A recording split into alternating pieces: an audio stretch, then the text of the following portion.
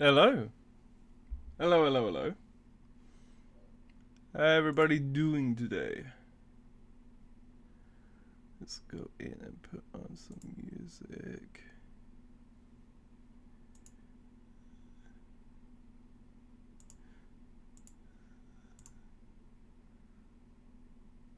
There we go.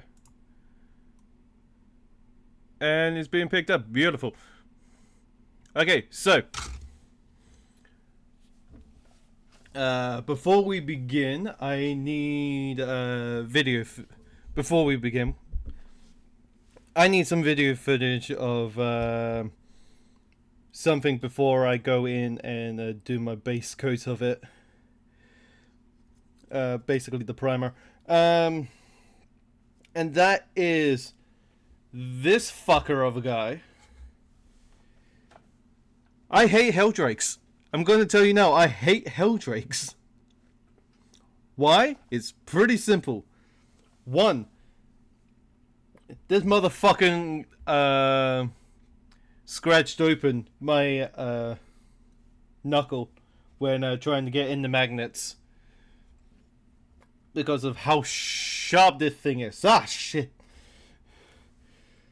Not only that, another thing that I hate about this is like, GW, I like you as a company.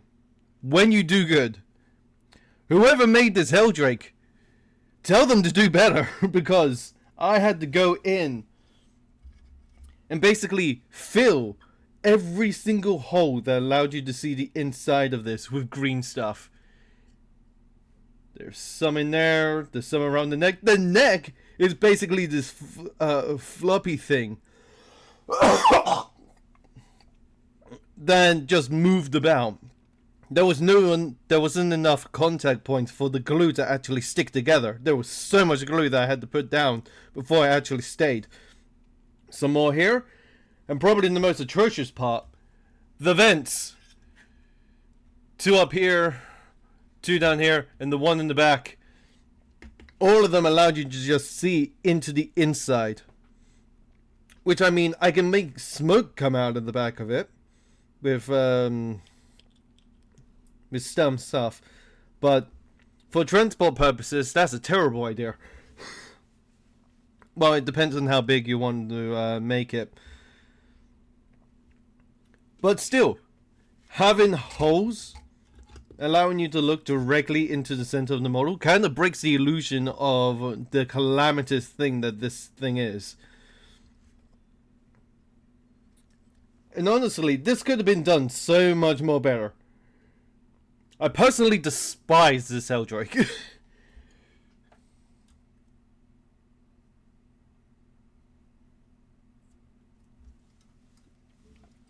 So yeah, that's all I needed. That's all I needed for this. Right then. God, my throat is so dry. I need to get the remote for my lights.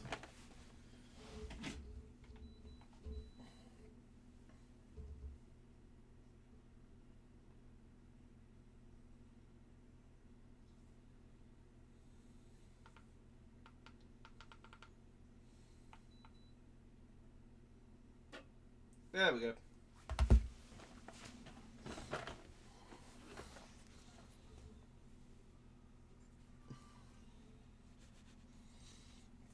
Alright then. Some more context is required. So, this is Captain DJ. Why do I call him that? Because he looks like a DJ.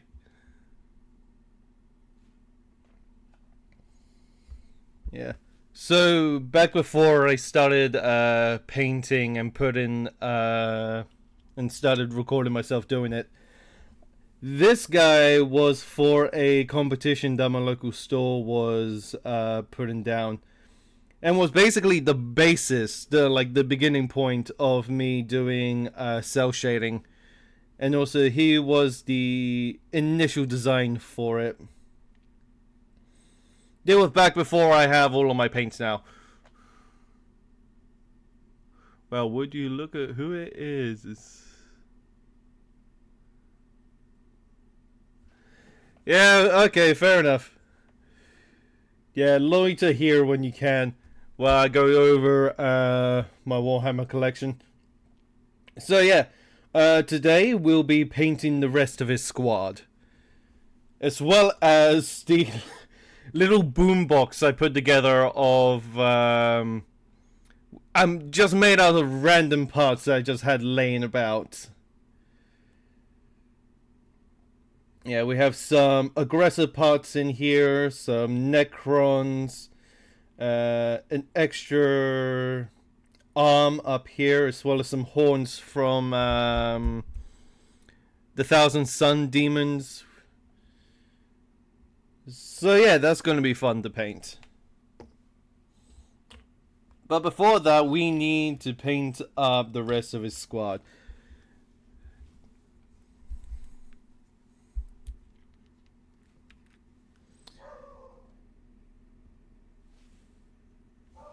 The dog is barking. I will be right back.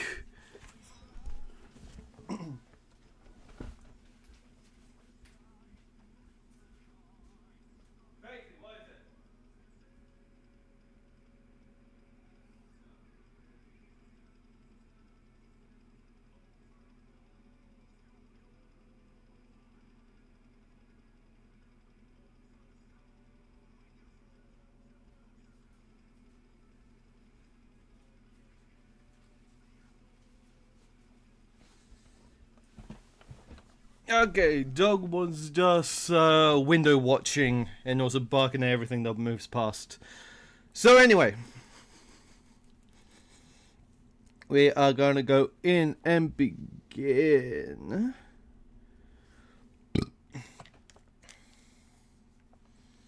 We'll most likely start with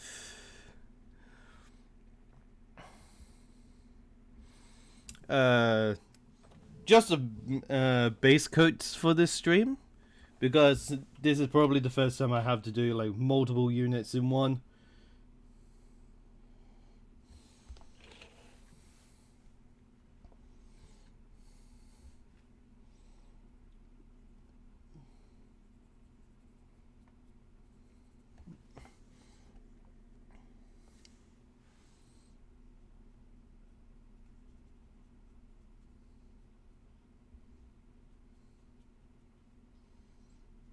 Yeah.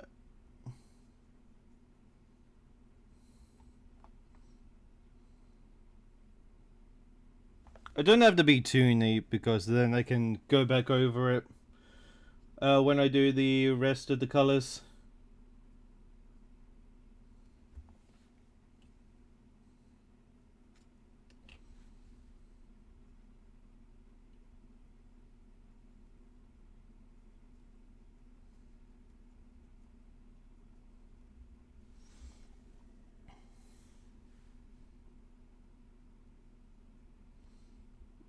So right now I'm just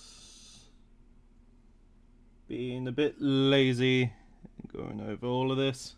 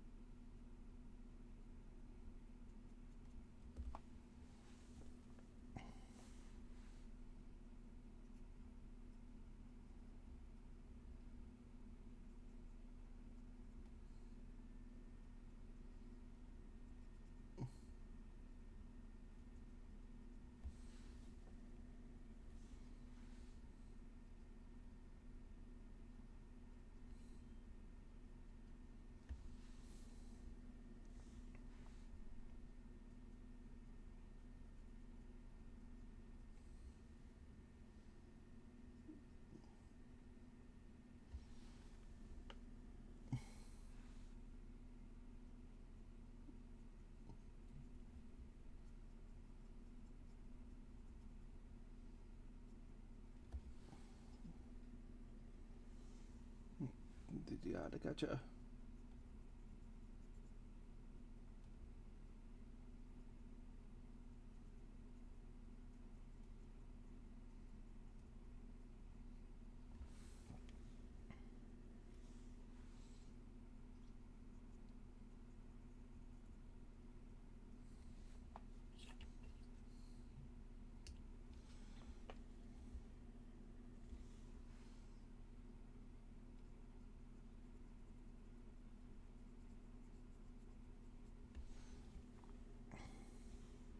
Okay.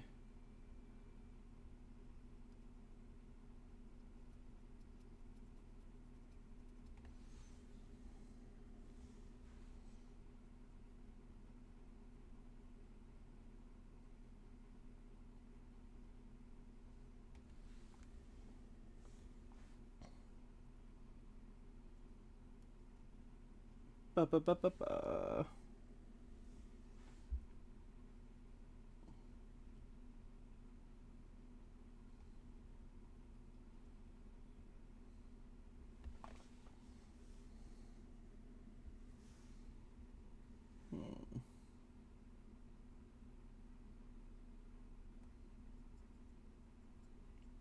So, Mr. Morpheo, what is it that you'll be doing while I am painting miniatures?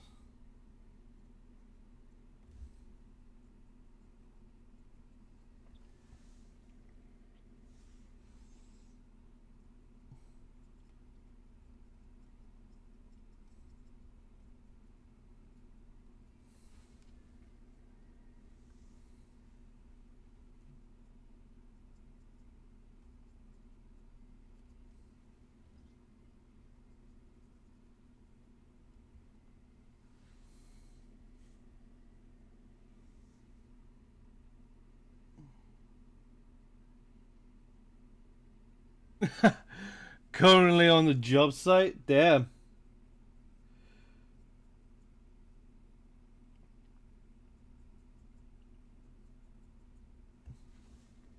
Man, I should feel honored that I am your little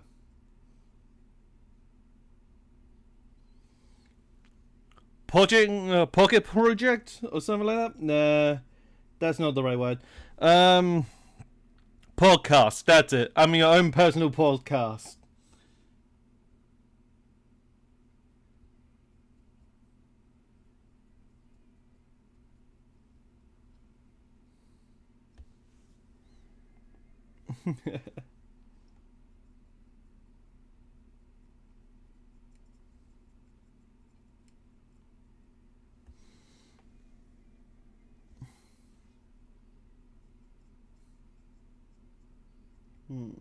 And that's your own personal podcast. What should I talk about? Let's see here. Let's go talk about Warhammer. Be your own little earworm. Righty then.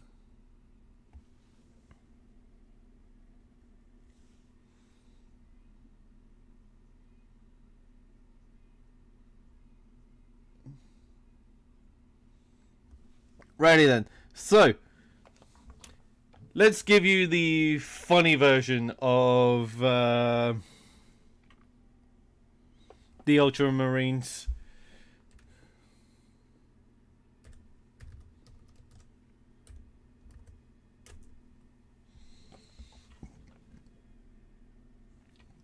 Actually, I can bring up some stuff to make it easier for me. Da, da, da, da, da.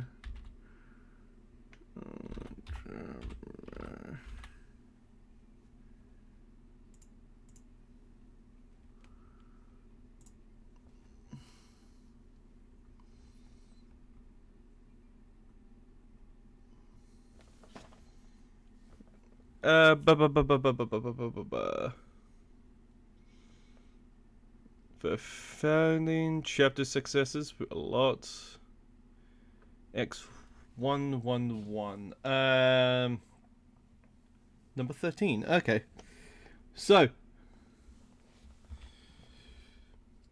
The Ultramarines, the blue guys, the blue funny men.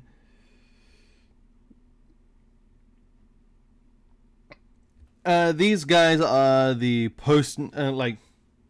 the market brand of Warhammer. When you think of Warhammer, you think of the blue funny men in big power armor. These are the Ultramarines. Essentially, they're like so big and successful that they are the largest legion with the most successor chapters. And the main reason that they are so successful is because they are well-rounded. Basically, if you want to get into Warhammer, you start off with the Ultramarines. Not because of like how well-rounded they are, but because they have... Yeah, the Smurfs. Yeah, basically.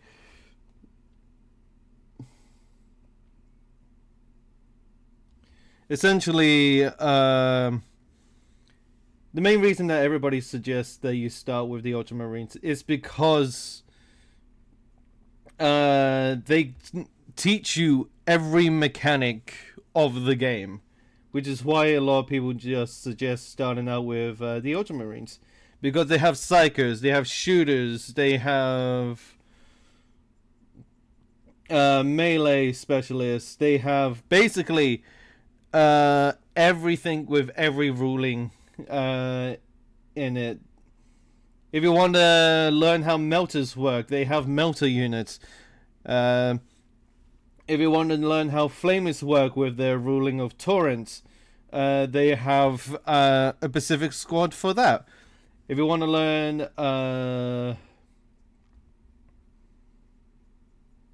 how commands work, they have probably the basic ones that they are, with one of them being just literally allows you to reroll.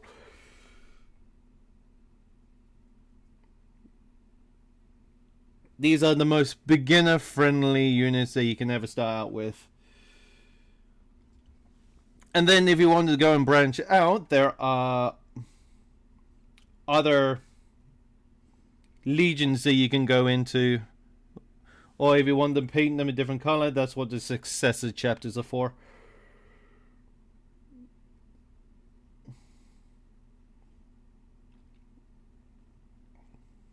But even if you paint like them in a successor chapter as colors, you still play them like Ultramarines.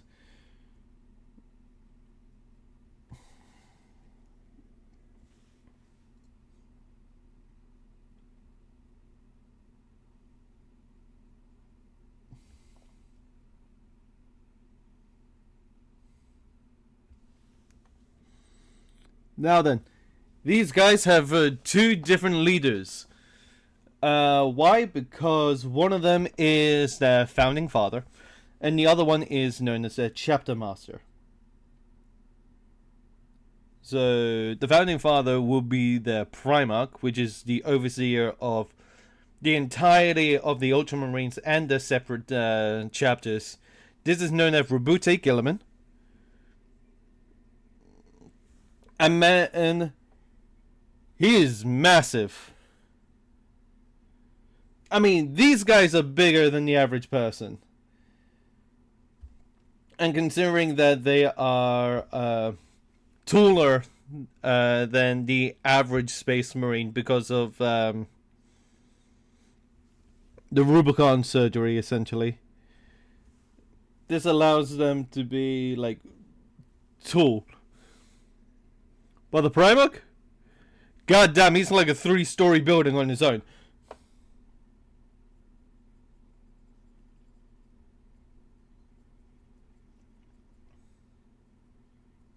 Now then, Rabute Gilliman is a very funny individual. Mainly because he has so many nicknames. One of them being Papa Smurf. Another one that I found out recently was...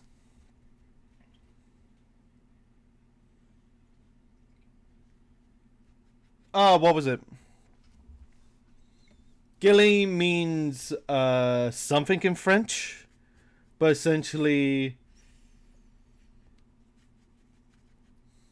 Basically, it translates to something like funny man or something like that. I can't remember.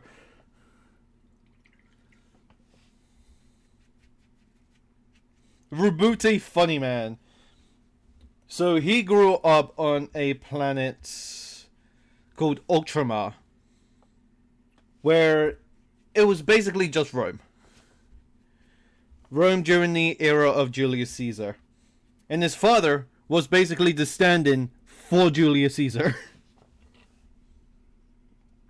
He was a great war tactician and also taught everything that he knew to his adopted son, Rubute Gilliman. Now, the Emperor, which is Rubute Gilliman's father, did not name him. That was his adopted father's job.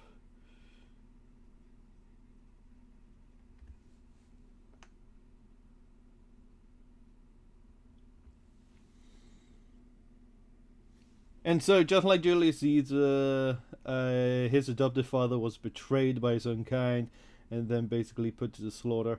And then Rubute Gilliman went in, slaughtered them, and also basically took over the entire planet. And also he made it so much more better.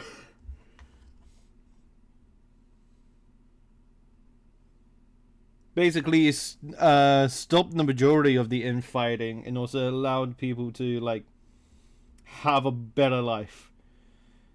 And then the Emperor, his actual father, came down to the planet saying, "Hey, I have found you, my son. Our game of hide and seek has lasted way too long. And you are the 13th that I have found. So I will grant you my legion that I have crafted specifically for you, called the Warborn." And then Gilliman renamed them the Ultramarines, because it's like, hey, this is your guys, you can rename them, do whatever you want with them.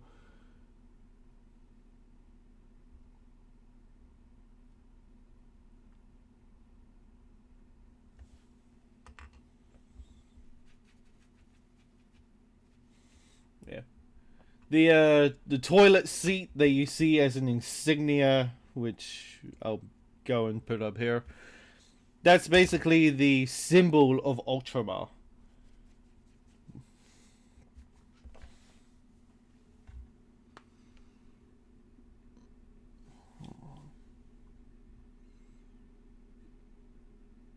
Yeah.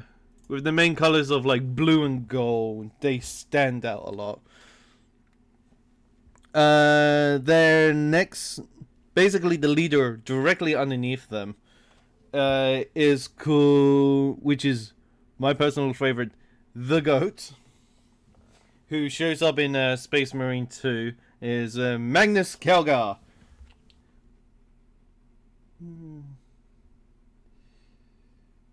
He's the guy with big power fists and also 2 bodyguards, who is, on the tabletop, the most weirdest ruling guy that you'll ever get.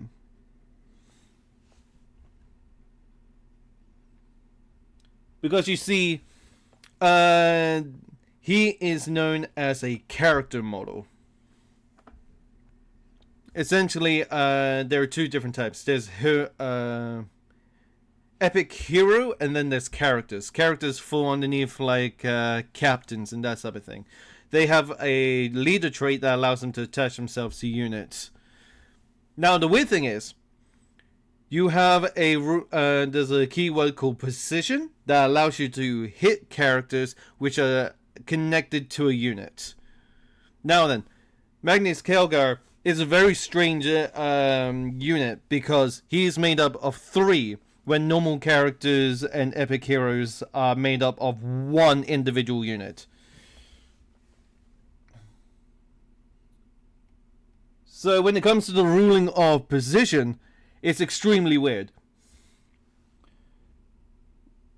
Because he is probably the only unit which all of these are considered a unit, but each individual is called a model. So essentially. So the model itself has the characteristics. The two bodyguards that come with him do not. So when you attach all three to a unit, say like these lot, with precision, you can target Calgar directly. However, when he's not attached to the unit, you have to go through the bodyguards first to get the Calgar, which is absolutely insane ruling.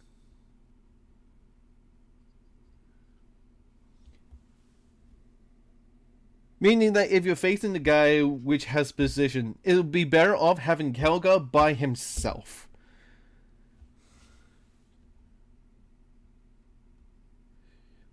If you're not facing Calgar, if your enemy doesn't have precision, essentially, you can have Calgar attached to any unit.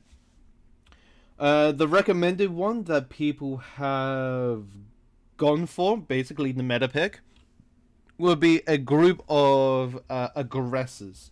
Guys with big hulking armor, with big guns. Basically heavy duty guys.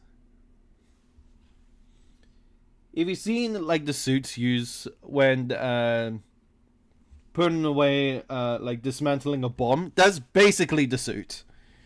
The big and bulky.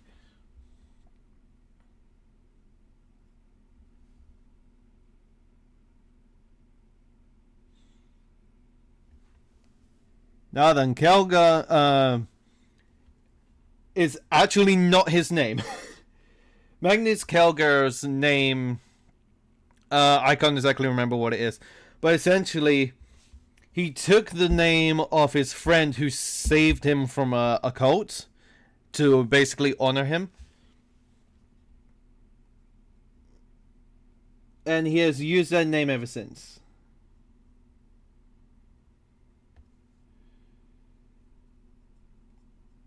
And that's the main reason why I call him the GOAT. Because he is very... what's it called? Trusting of the people they put in charge. He has a way with people where it's like, hey, you do not have to do this. But if you want to, I'm not going to stop you.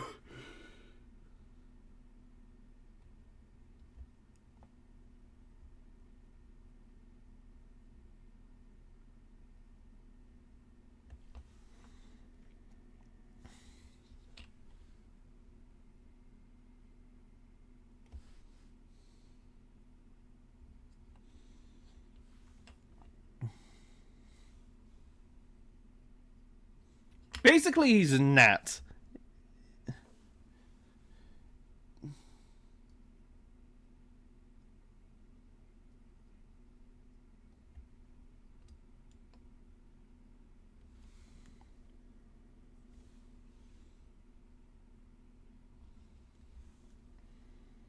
Yeah.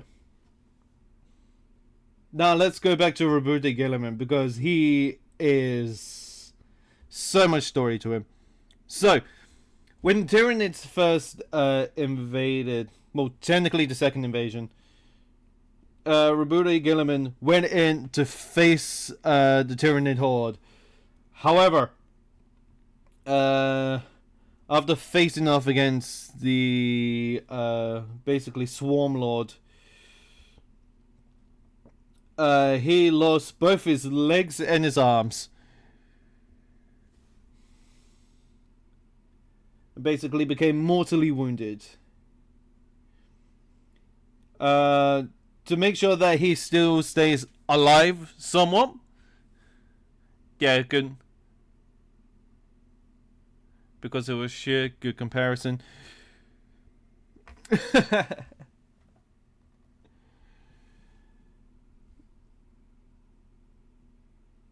Yes. Yeah, from he basically was put into cryo sleep, and then so much time passed that he was literally just put into a museum for people to spectate. And it was like that for about 10,000 years. Until one day, where it's like, hey, so all of these demon Primarchs are coming back. And also we need like a lot of help. So the head of the Astra Adeptus, basically the guys that used to be human that turned their flesh into metal. The guys that really love toasters. Teamed up with probably the humanity's greatest enemies, the Eldari, basically the space elves, and one of their leaders, who... Hello, motherfucker.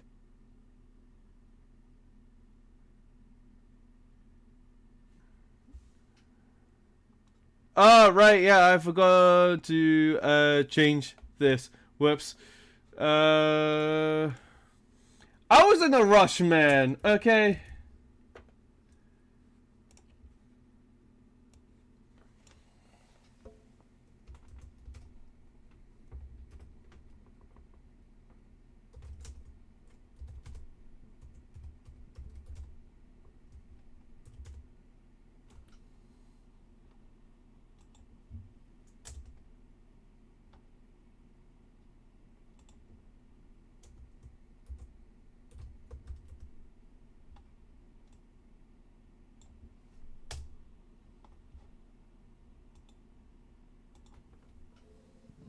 Okay, it was updated.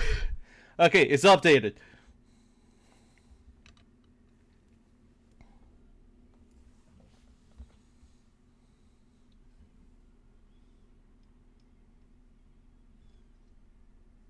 So, a little backstory for the leader, for this leader of the Eldari.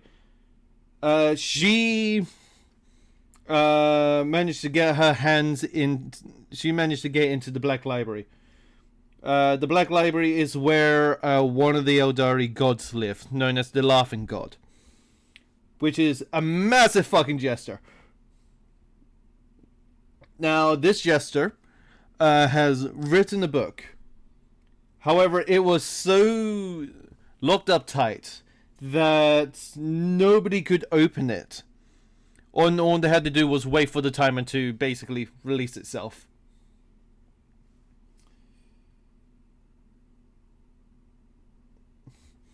And when that timer was released, the leader,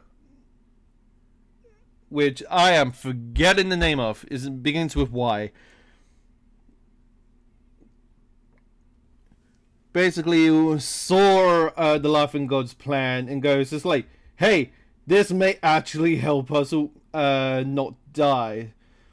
And so went to the head of the Mechanicus and went, hey, we need your help to bring back Roboute Guilliman, because otherwise everybody's gonna die. And they can go, it's like, hey, so what's in it for us? It's like, we'll give you some of our technology. And it's like, cool. And so they then went and also teamed up with Celestina, who was brought back from death. Now she has angel wings. And can't remember if there was one other. I believe there were 4. Can't remember the last one. But essentially, all of them got together, put Roboute Guilliman into this machine, gave him new arms and legs, and also basically revived him. And they go, ha! What the fuck happened? And it's like, hey, it's been 10,000 years, you had a nice nap, now it's time to get back to work. So what has happened to the Imperium in my sleep? And it's like, well, everything just happened. And they go, huh. Okay, fair enough. Time for me to put the Imperium back together. Also, what the fuck is this Inquisition? I have to go and rein them in first. Yeah. And then from that, a lot of memes spawned in with the leader of the this leader of the Eldar, and Rabute Gilliman basically being lovers, in which I find completely funny.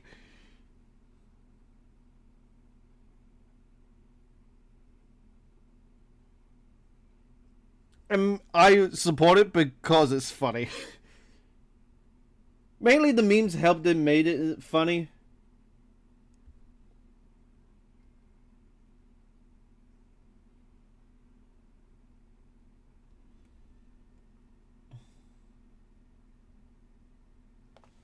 Okay, that should be all of the blue for this guy.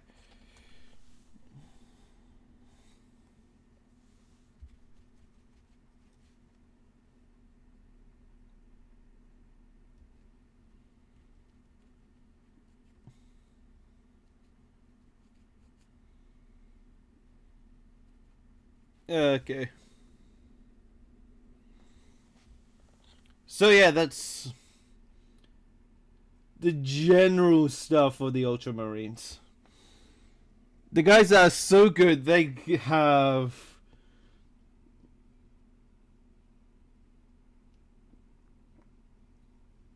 basically luck on their side.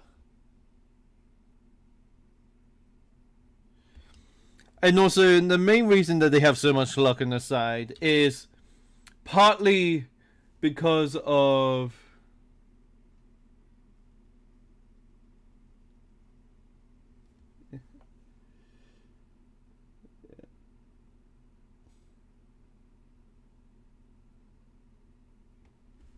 so one of the main reasons that the Ultramarines are extremely lucky is because of the orcs and also how their beliefs work.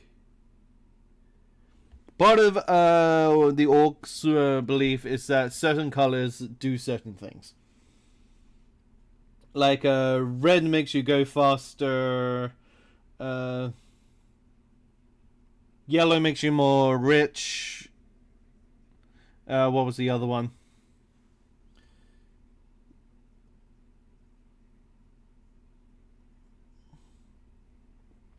Can't exactly remember. People think that purple makes them invisible, but that's mainly a saying of like, oi, we orcs don't wear purple. Why? Because if we... It's like, oi, no orc will wear fucking purple. It's a disgusting color. If you see an orc that wears purple, he's practically invisible.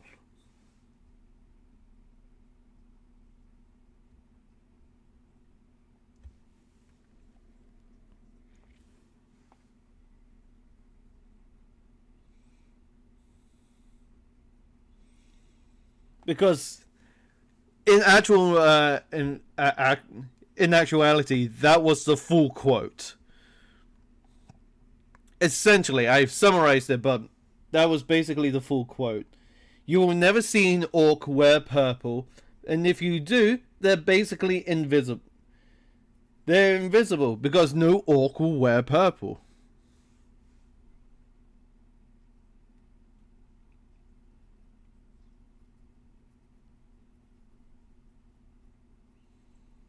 Yeah. We do not know why they hate the color purple.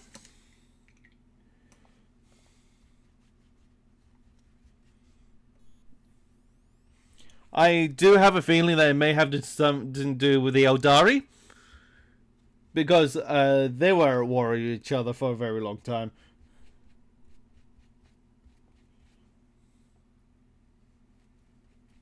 Yeah. But essentially, blue for the orcs is basically the lucky color. And so, when facing the Ultramarines, they go, oi! These guys are wearing blue! They must be super lucky! Which is why the Ultramarines win every time against the Orcs.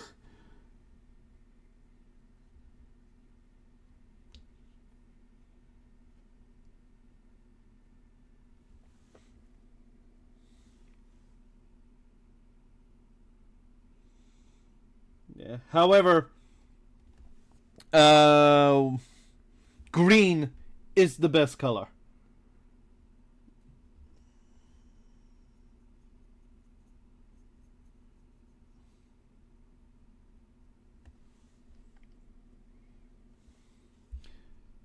So yeah.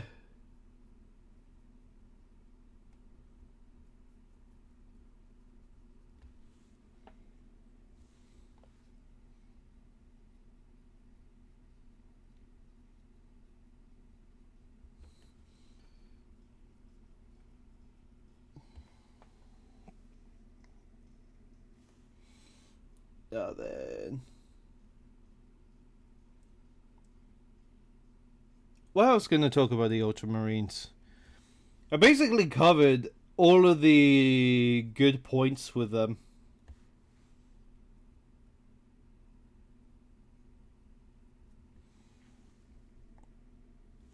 Oh, right, yeah. After Rabute Gilliman returned from the dead, one of his first ever major battles was against the Death Guard. Now, the Ultramarines had a terrible time against these guys. Against Morgoth, which is the Death Guard's Primarch, which basically became a Demon Prince.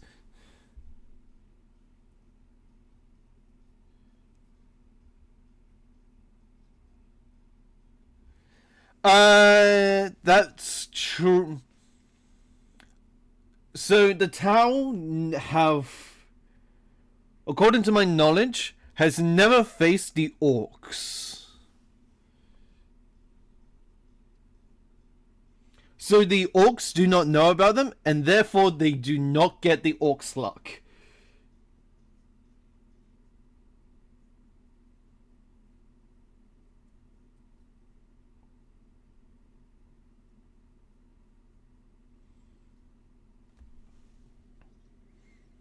Now, this mainly because the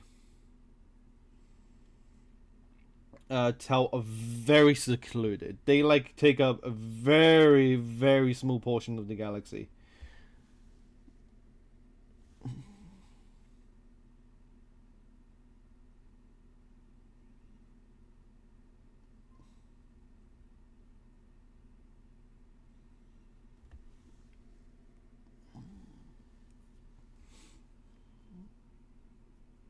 However,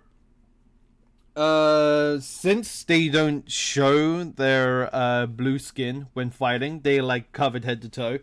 That's also another reason why that they don't have the Orcs luck. Because if the Orcs don't see it, it practically has no effect. The only one that would probably work on is Shadow Sun, who doesn't wear a helmet.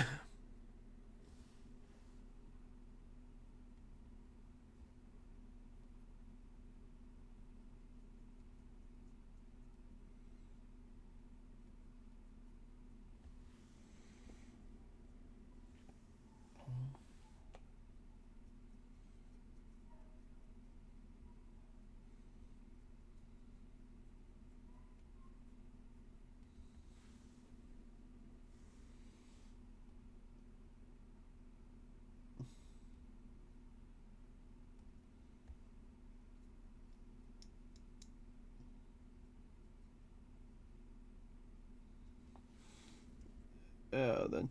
So, when Rabudi Gilliman was fighting off against his brother Morgoth of the Death Guard, it was going extremely bad for them. Very, very bad for them. And when Morgoth came in for the kill, he literally did kill Roboto Gilliman. However, when the final parts of his army were being surrounded and picked off, Roboto Gilliman said, "Nah, fuck that." Came back to life with his father's sword, the Emperor's sword, and basically plunged it into Morgoth's back, forcing the entirety of the Death Card Company to basically retreat.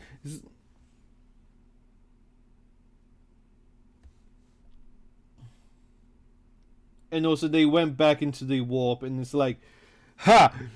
Stay there! Coward!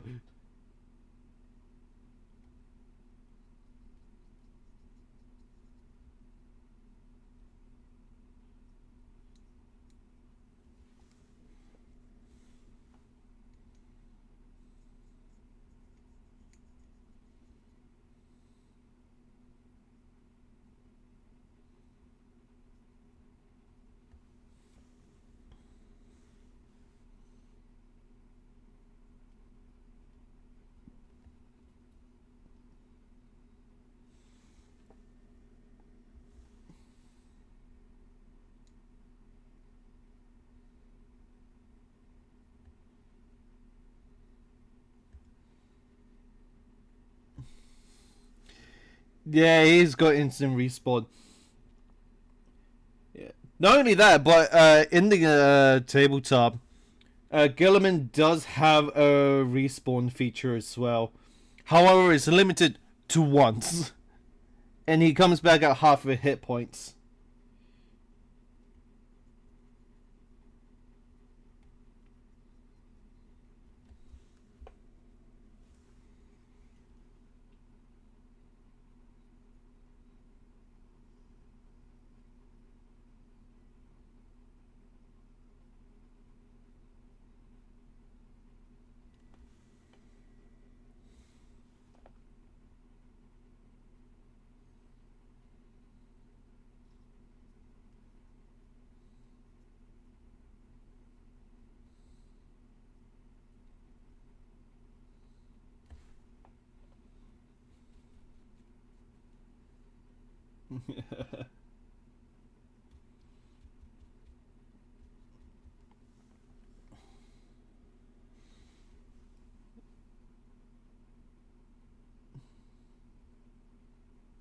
So yeah, that's basically the Ultramarines in a nutshell.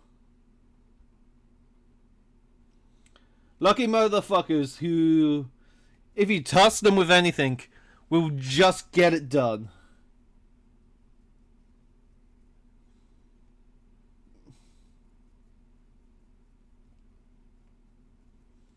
With probably the best army flexibility that you can ever get.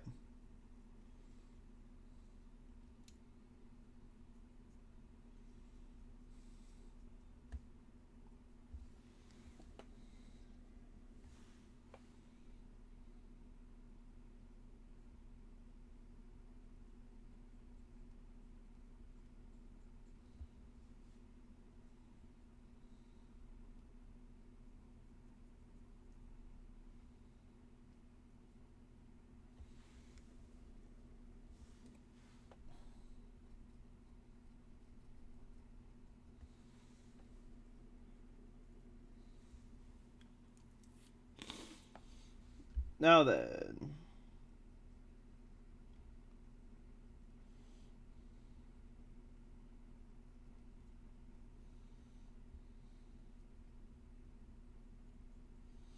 That should be all the blue I need for this guy.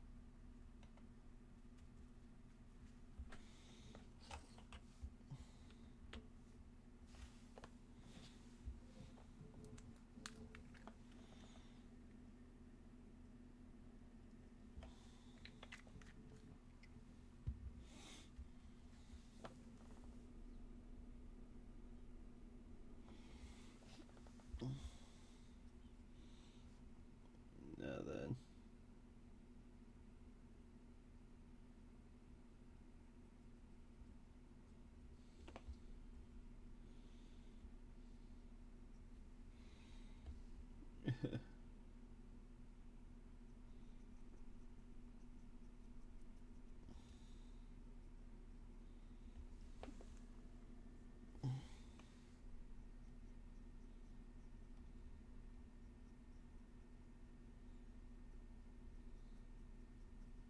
think her name's Jennifer. Maybe Jennifer. Might have been.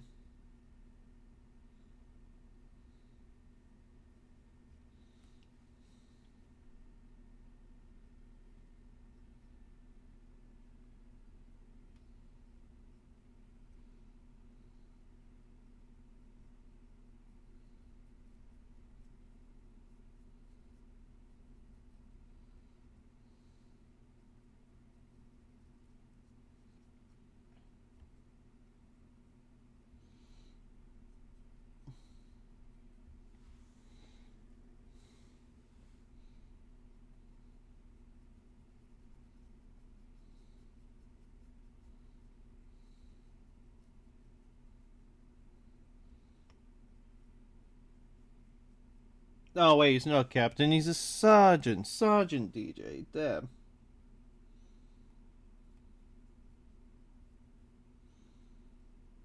Me forgetting my own naming conventions. Well, technically they're not my naming convention, it's Games Workshop's.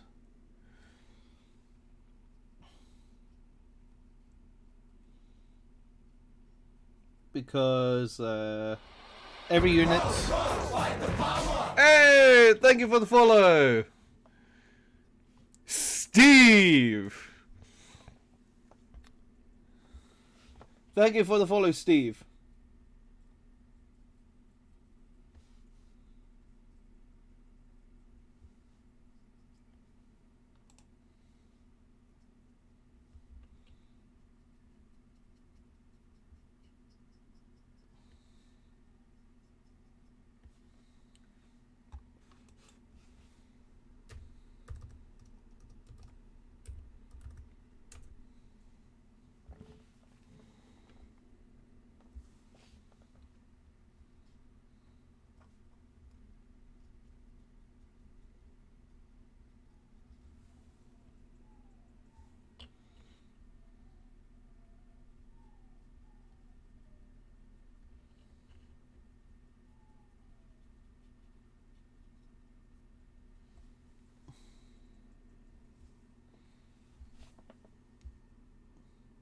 Oh, you're working on your first miniature today.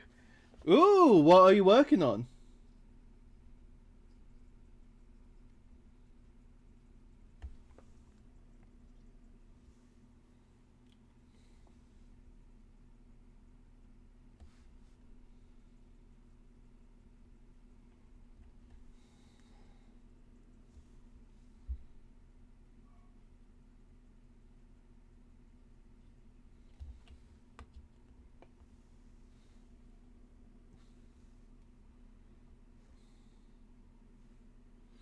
Yeah, it's the night that came with my starter paint set. Night.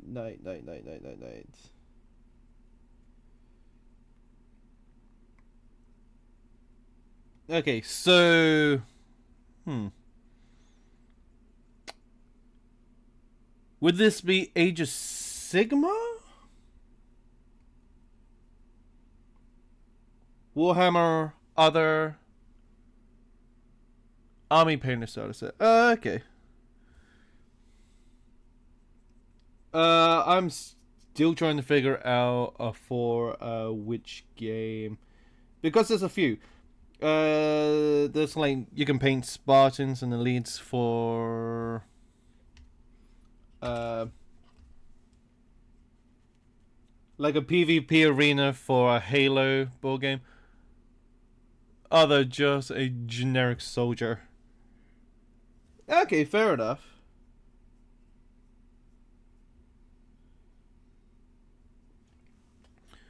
So like World War One, World War Two, Napoleon Wars.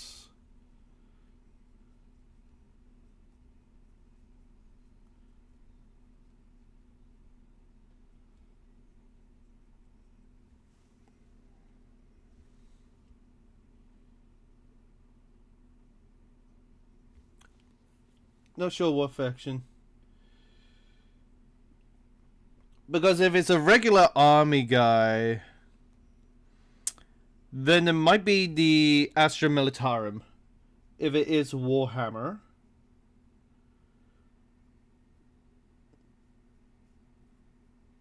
Because it would say on the casing, "Hello there, nice emote."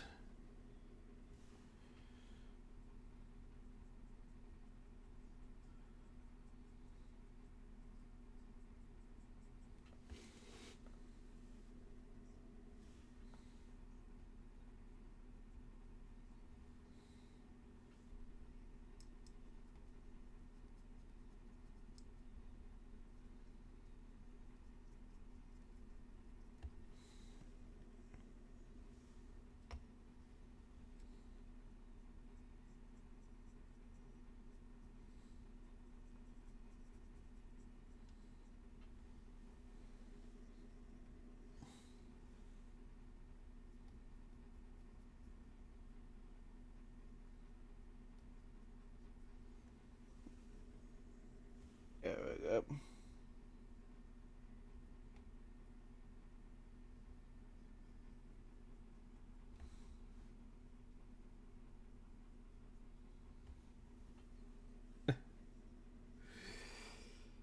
Glad to see so many people here today.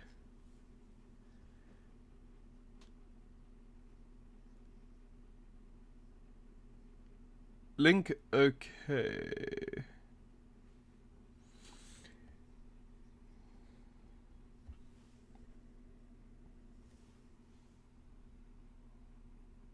I mean, you're the one that put... Oh, showing the kit on Amazon. Okay. Links should be on, so you should be able to see it. So you should be able to post it up. I tell you, if I click on it, it also is a damn rickroll. Alright, Nightbite doesn't show that, right. Don't worry, I see it.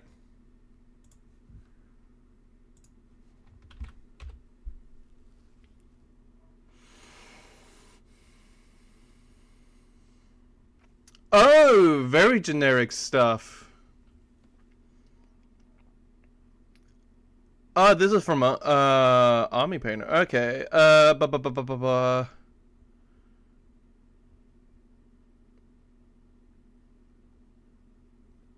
That will be Medieval Era.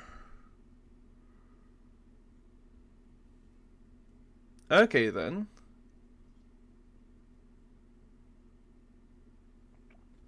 I mean, overall, this is actually a pretty good start because your main ones are like silver and stuff.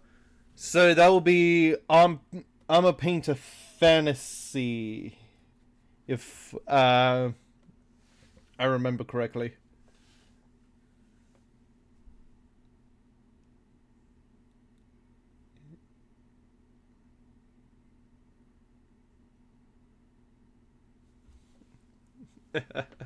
That's fair.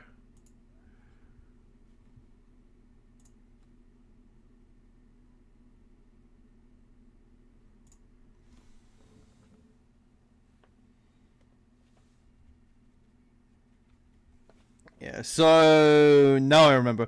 I've set it up so that links only work if you're a moderator.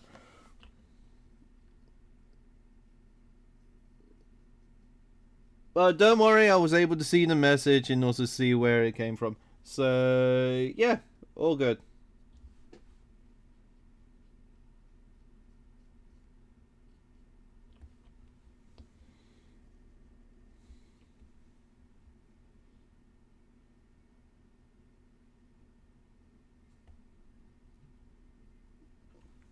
So yeah, that's a generic lie.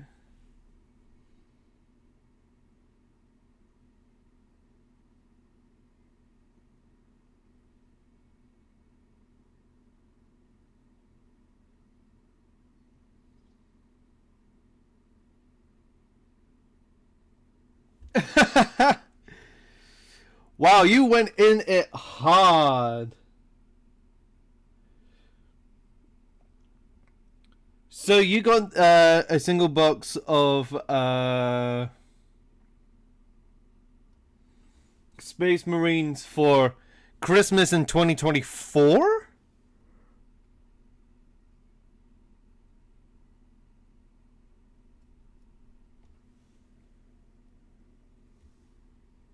Yes. Oh. And also it's March and you got a second display case. How much did you spend on Warhammer?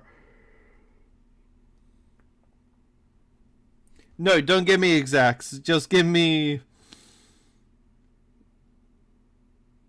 that is an interesting question. Like a gauge, like not an actual number, like how much? Like a little, a lot, too much.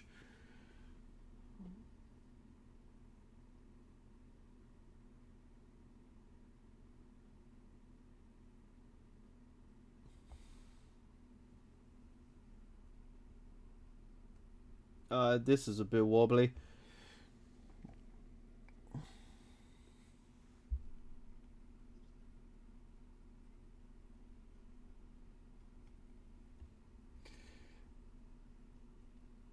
Yeah. Because once you start, you can't help but get this urge. The plastic addiction.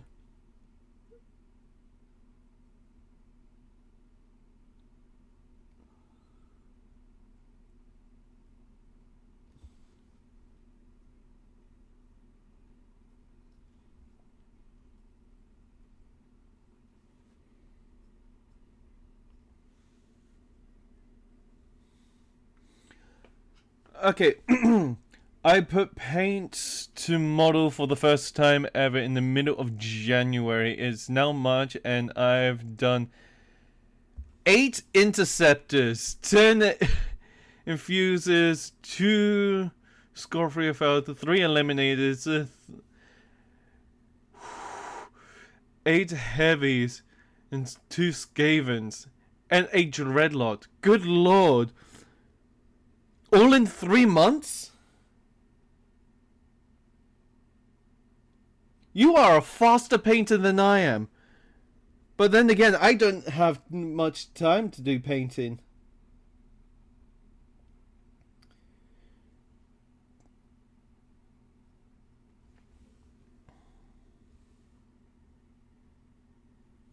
A machine. An absolute machine. I mean, granted, I'm not much better. After this, once I've done painting all of these, that's it for my Ultramarines. In which, to be honest with you, isn't even my main army. When I say that, I mean I have 3 main armies that I'm thinking of doing. One, which is a loyalist, which will be my salamanders. Another, which will be my chaos.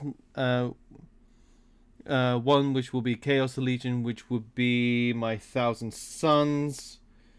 And a Xenos, which will be Necrons. Ooh. Okay, now I'm curious. Which faction did you paint them all in?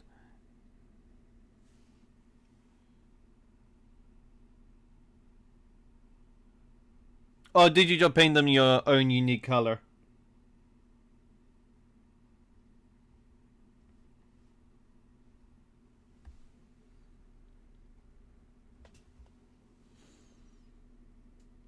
Oh! Salamanders! And 1 Imperial Fist. Huh. So an interesting note with Imperial Fists is that before you paint them in yellow, you need to paint them in pink. Why? Because pink as a base layer makes the yellow brighter. It's color theory when it comes to paints, which is fascinating to learn, but also very weird. Because if you want like a good looking white, you can either go for like the bright white, but for like bone-ish color, you need to have a red undercoat to it. And red and white do not mix together normally. Especially when it comes to paint. So you have the paint red, wait for it to dry, then do white on top of it.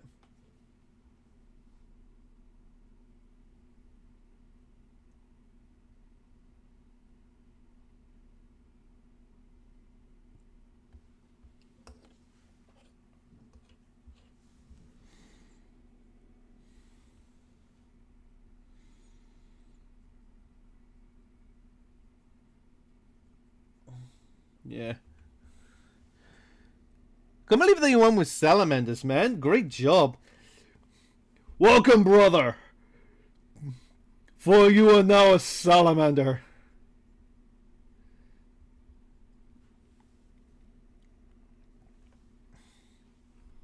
Yeah. I should bring up my list of salamanders. Because right now I have my interceptors. Because that's basically what these guys are. So only 5 of these. The other guys were for the alternate build that you can do with them. The one with the mine. And I'm thinking of painting them up Raven Guard?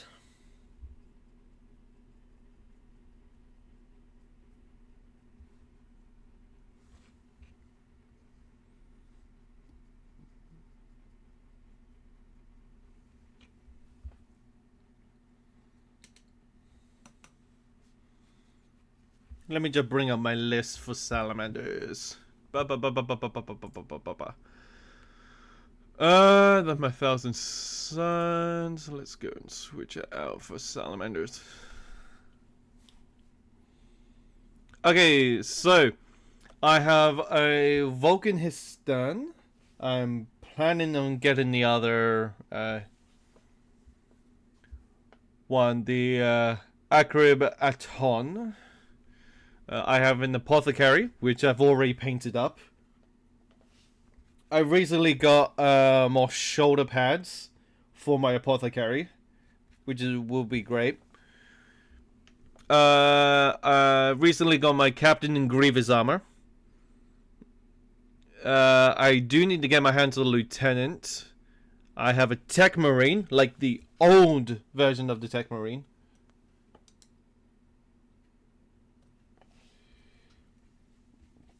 Yeah, head over to the Discord.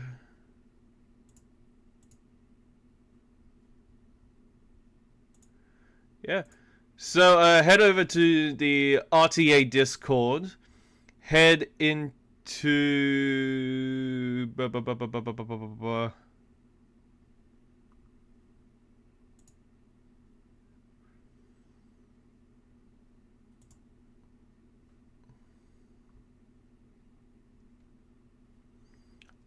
I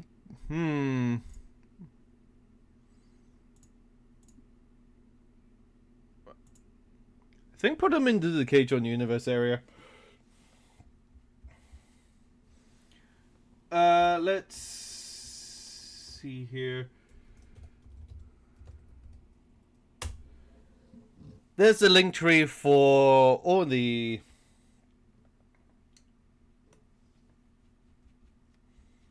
links that you would need.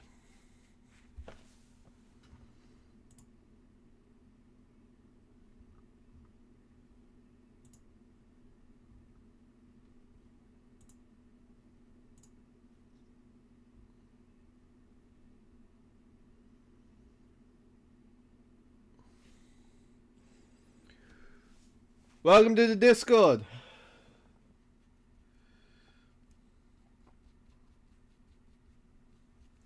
Taylor Scott.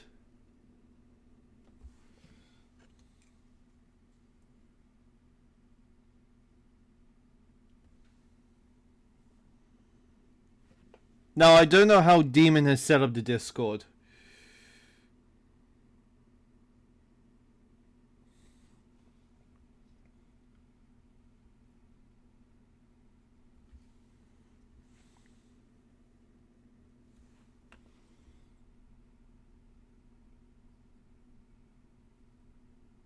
So I don't know which channels are available to you.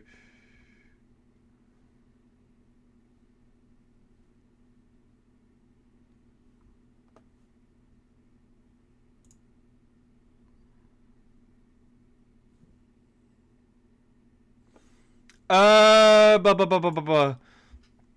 So under Katron Universe, there's a channel called Katron Universe. Post it into there.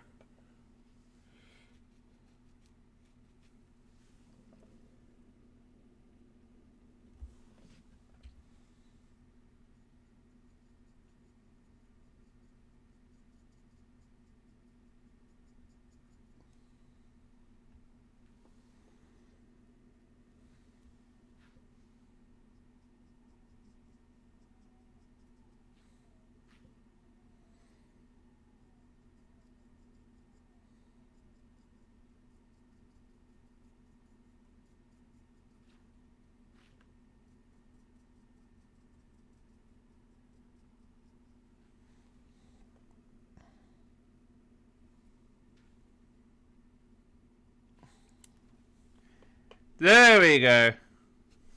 Oh, oh man, you used the textiles. Oh. Oh man, that looks so cool. Oh, I see they have a sister battle in there as well.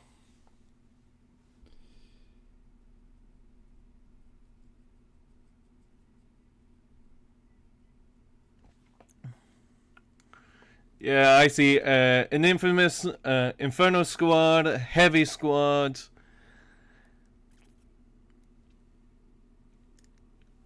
Man, you got a few Inferno Squads. Yeah, I also see the Interceptors.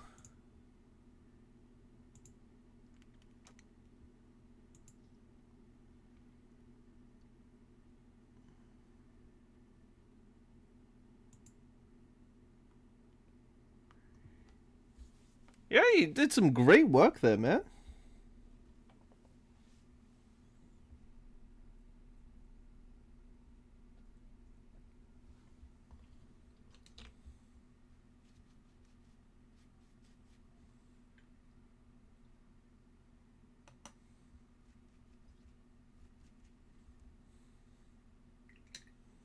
I love the use of like gold on on the chain gun. Yeah, on the Gatling gun, that looks extremely cool. I might steal that when I do my Redemptor Dreadnought.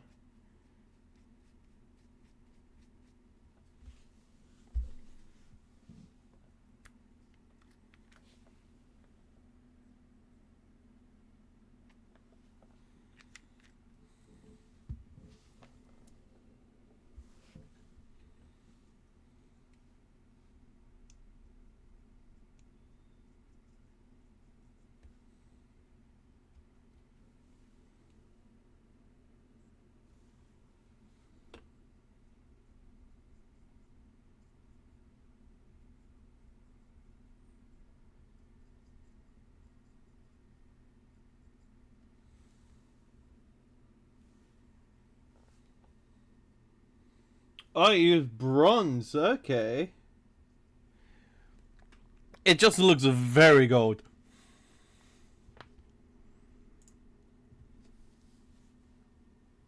But no, yeah, I see the bronze, yeah.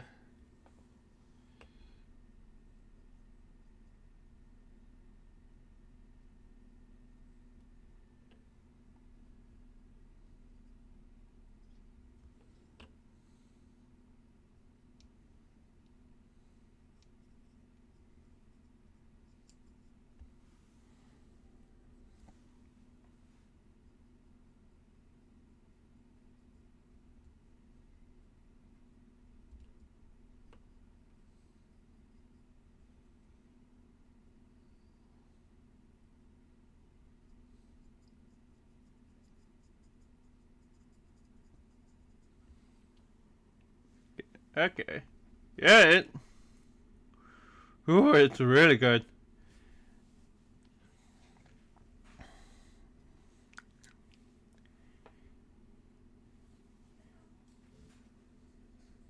Yeah, I still need.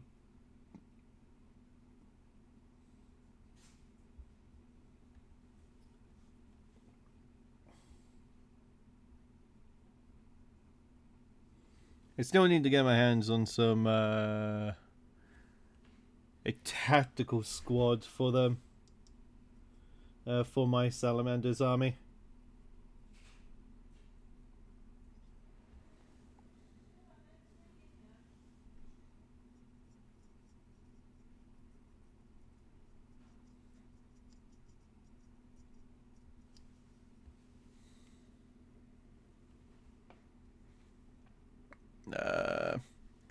Got my aggressors.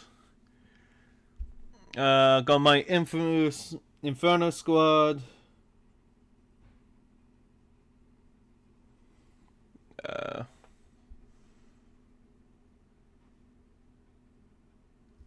need to get my hands on an Eradicator and a Devastator squad. Because the people that I normally face use a lot of vehicles. So I need some anti-vehicle stuff.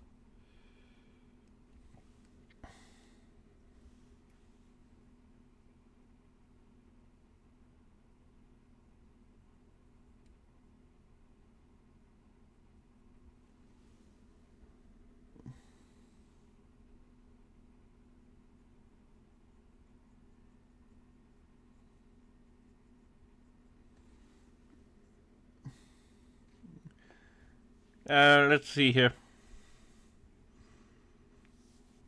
For my vehicles for my Salamander lineup, I'm using a Gladiator Valorant as like my main tank. Land Raider Redeemer, Redemptor Dreadnought, and a Storm Speeder Hammer Strike.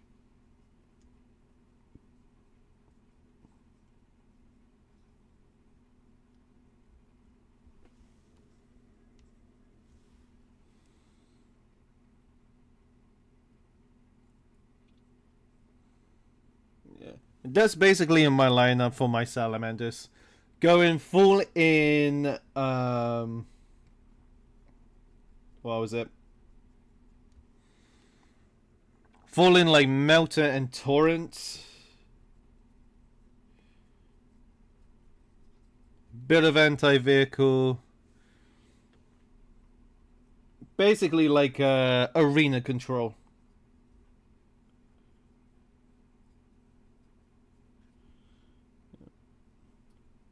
I mean, it doesn't help that my opponent that I'm most afraid of plays Orcs and World Eaters, which are very charge into your face type of strategies.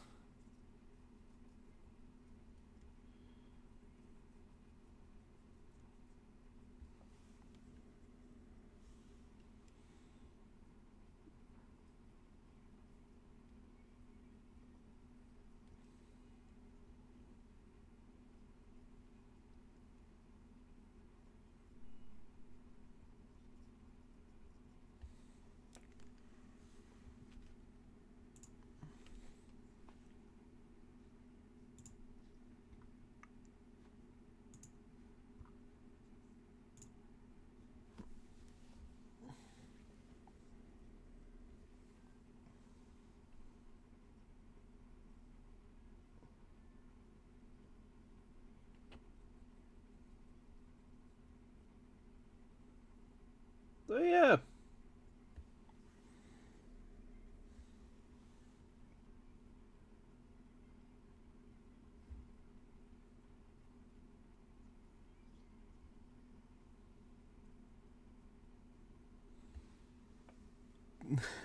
But man, I tell you, your entire thing of managing to get all of that painted up within 3 months is pretty astounding. I mean, sure, it may be just the base coat, but even that is some really well done work.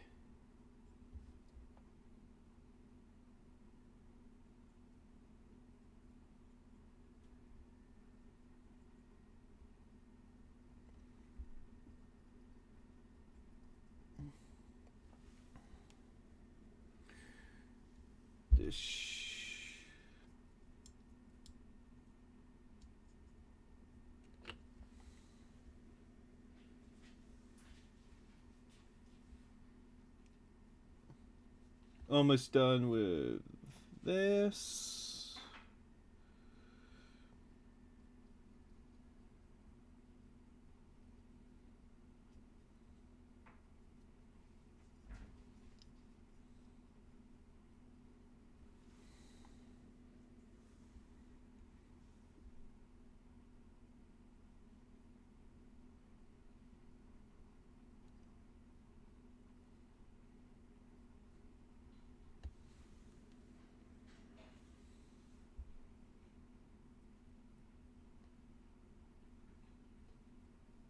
I'm the same as the same as I.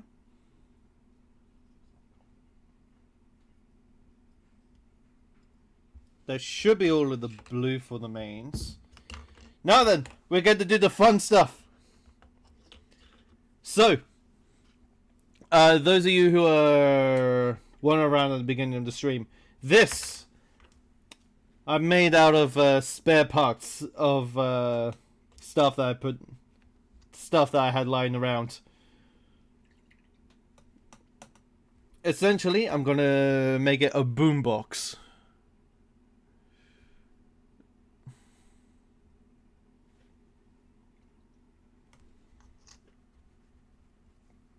And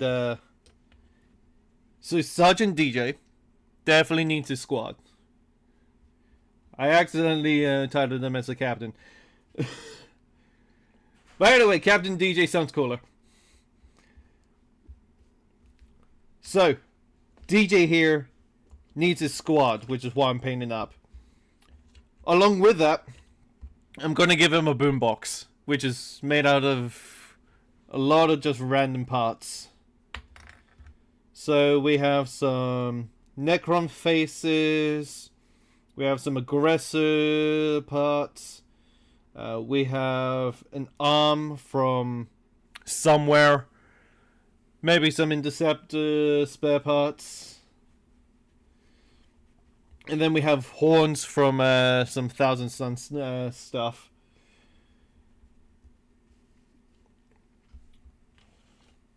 And so we're going to go in and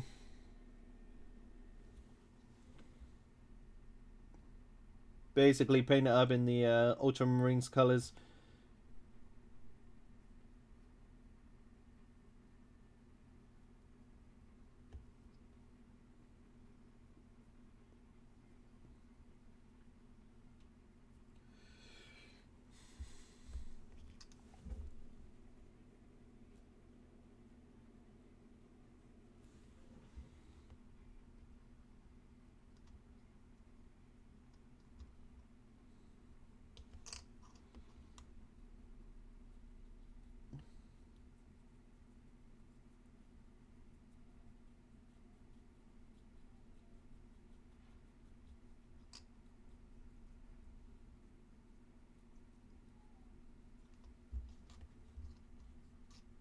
So, best to paint the entire thing blue, then just go from there.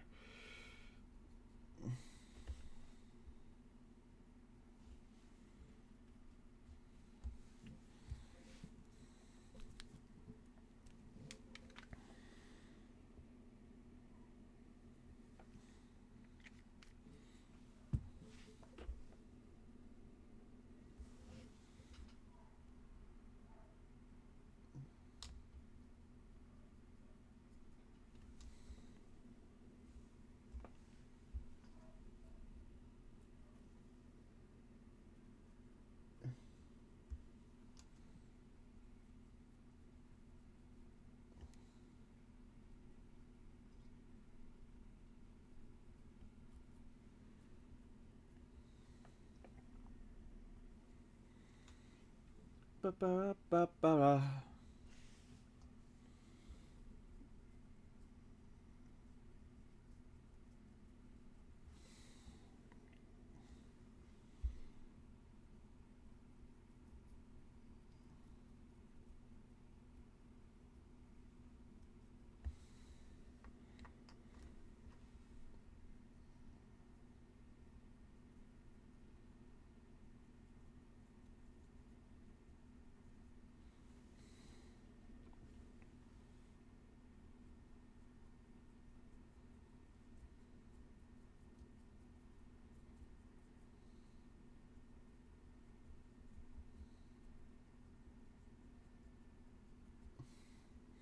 Ba-da-ba-ba-da-ba-ba-da.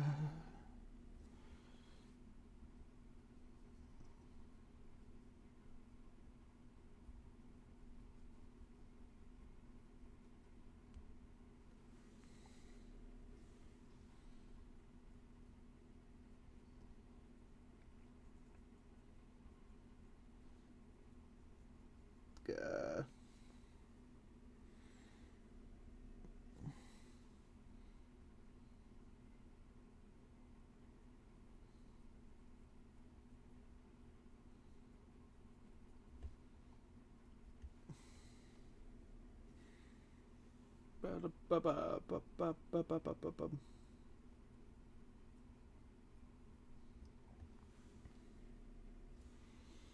Now then.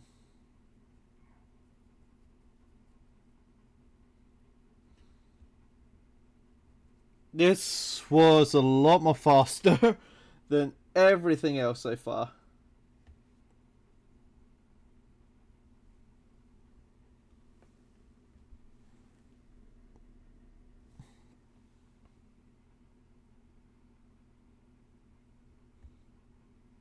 Yep.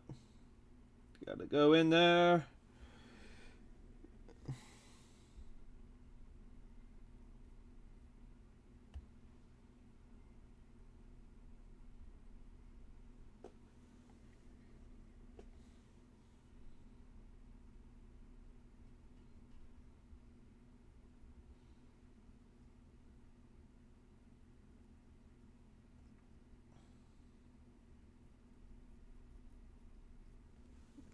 Love yourself.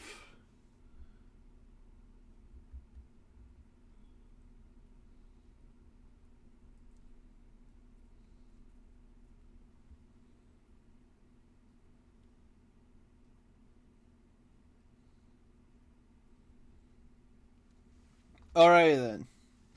That should be almost done.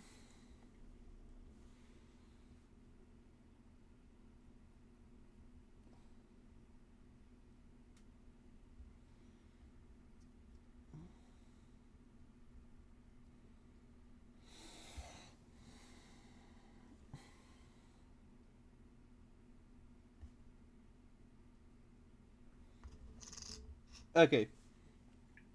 Boombox done. Need to go in and just clean up this brush.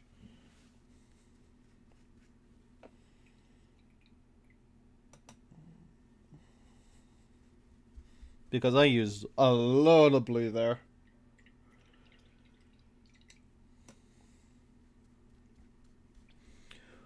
One thing that you can never go wrong.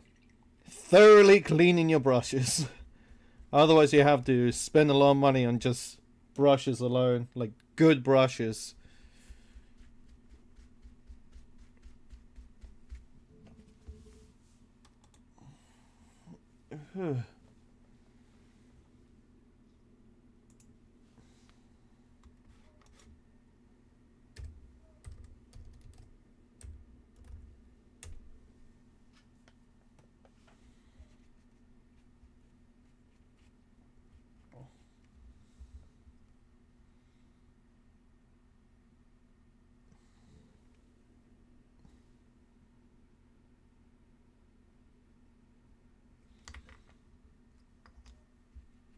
There we go.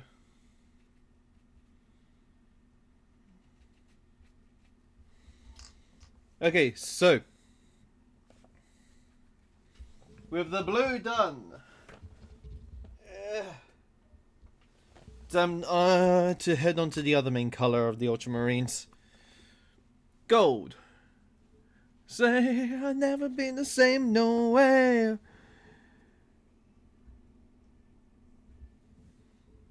Look out for yourself. Oh, we need to go in and change my brush because this one is way too big.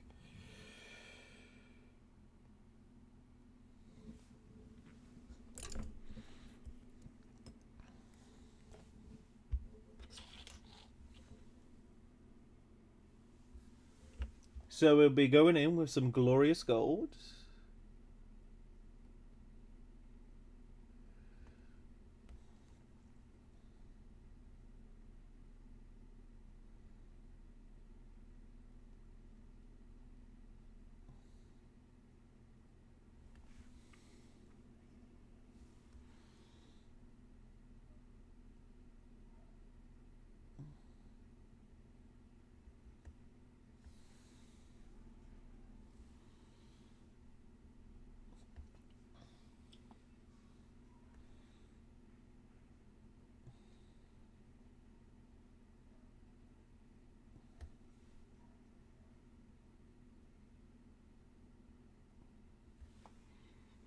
Yes, there. Yeah.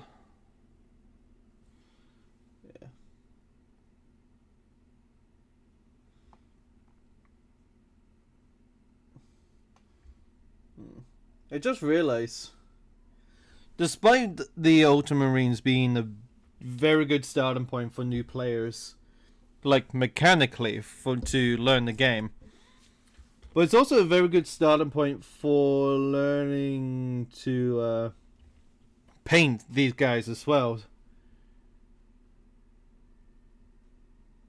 Because one, it's the majority of it is blue, which is like a good eye-catching color, and also it doesn't have all of these outrageous patterns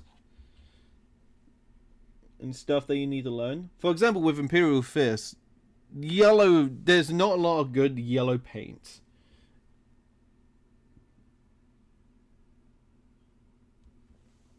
And to actually get that good looking yellow paint, you paint it pink first.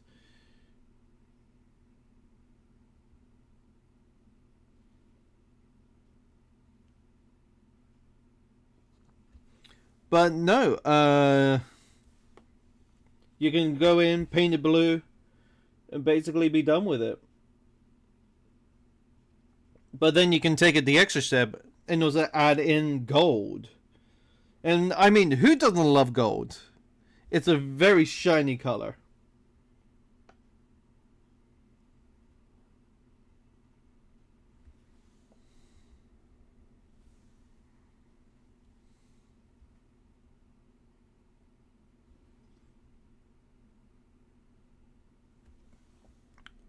And so going in between like big paintbrushes of like blue to like the very tiny brushes of gold is a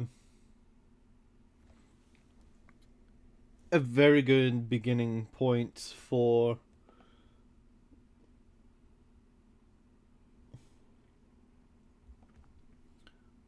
just for like beginner painters.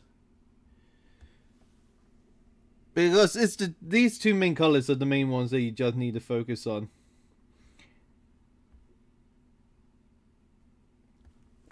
And then after that, you just paint everything else as what you want.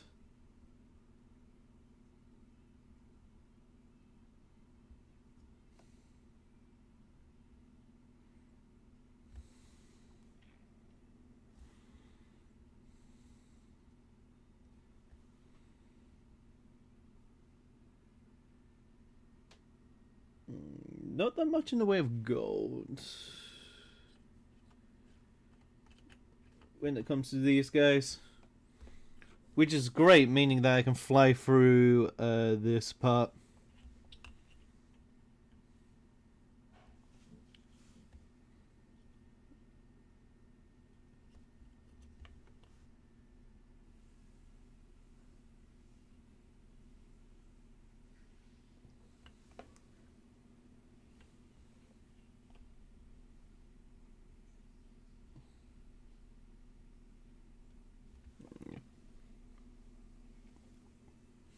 Plus, if you accidentally go into another color,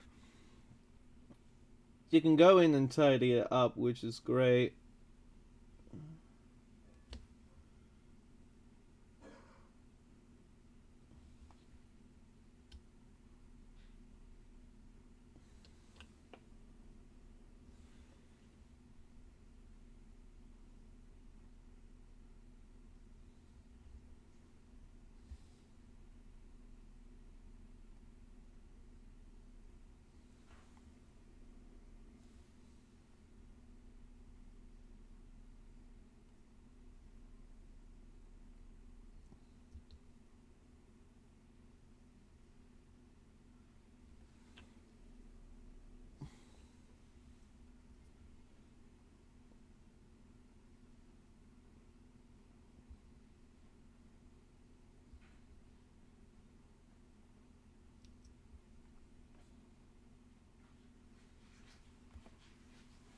Up the tears in my eyes.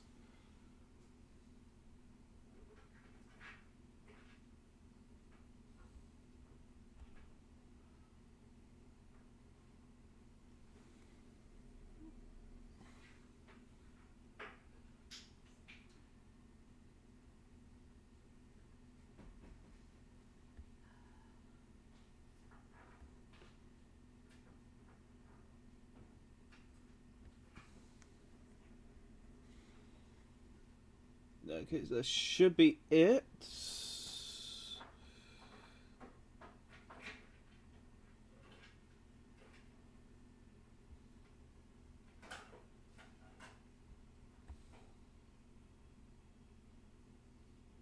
Man, I could have done the blue around here a lot more better. Actually, let's go and wash out this gold.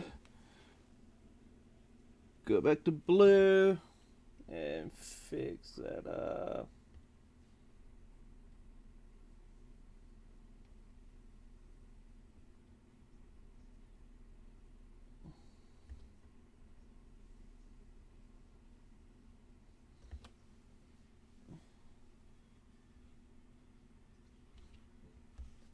Okay, that should be better. Now we can head back into gold and...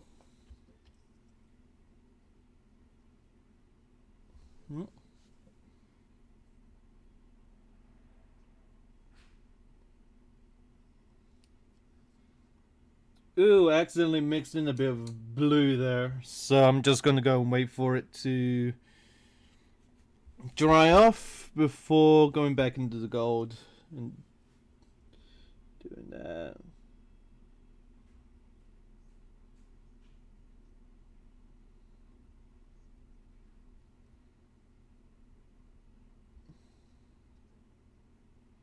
Yep.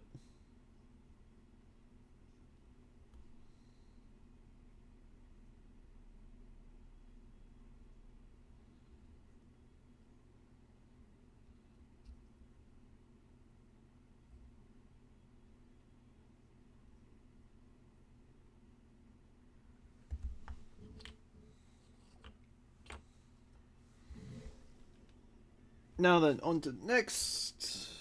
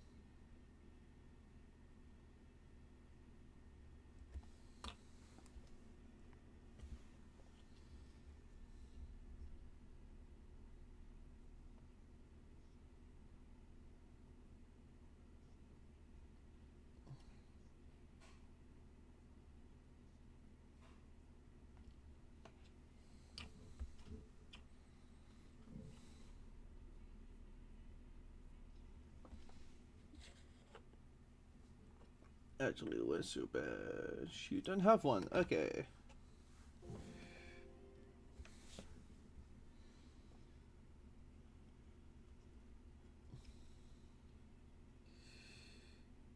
Ooh. This is probably the worst one that I did.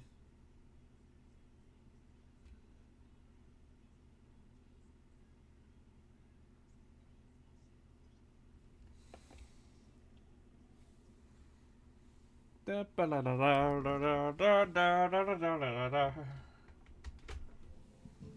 we go.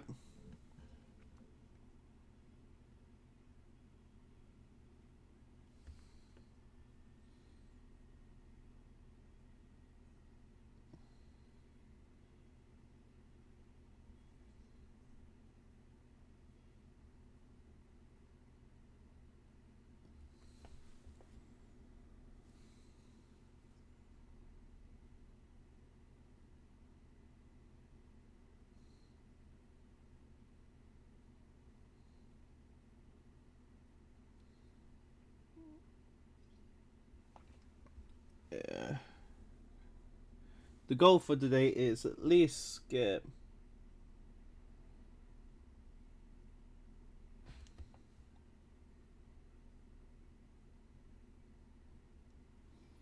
the base color down for all of them. Now then, this is where the true fun begins. What should be gold?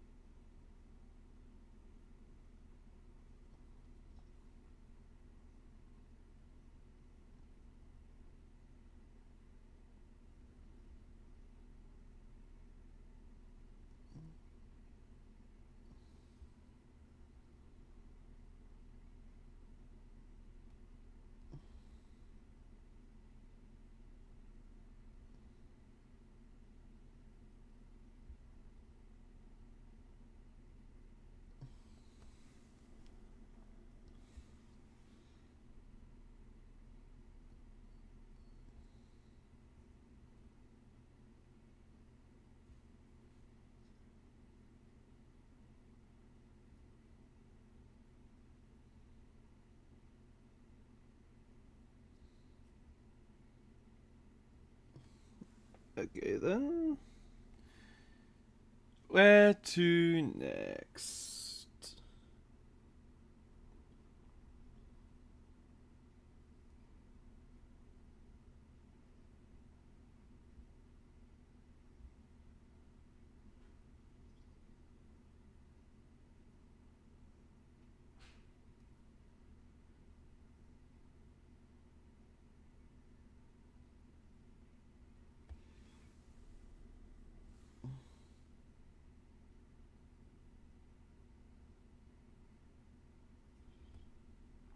Might as well do the horns.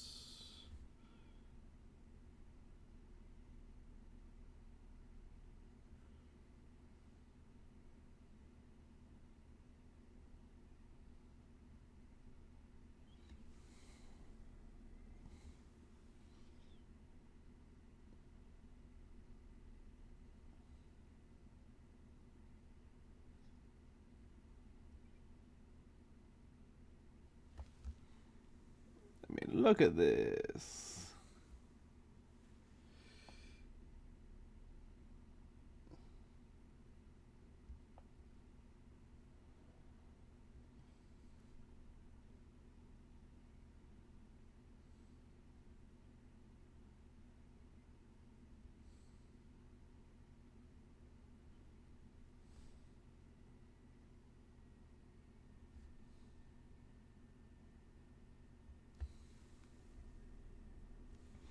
Let's see if I can reach underneath here.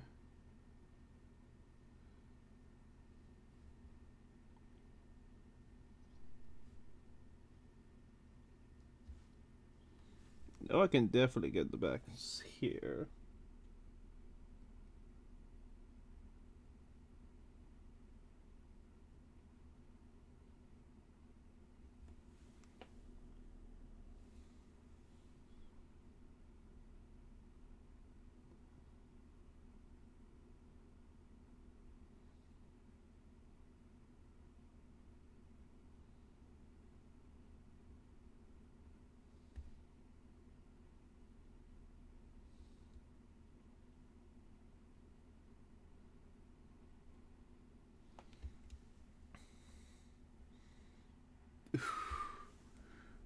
That's looking good. Where else can I do gold?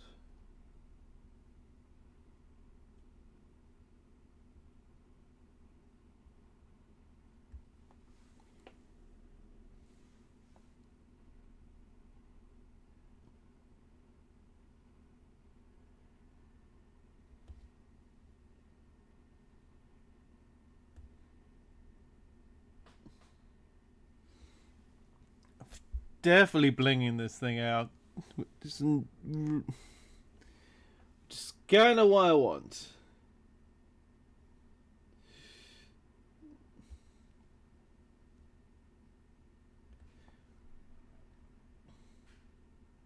Because, I mean, ever since seeing all of that bronze on the Gatling gun, I'm like, yeah, let's do something similar to this.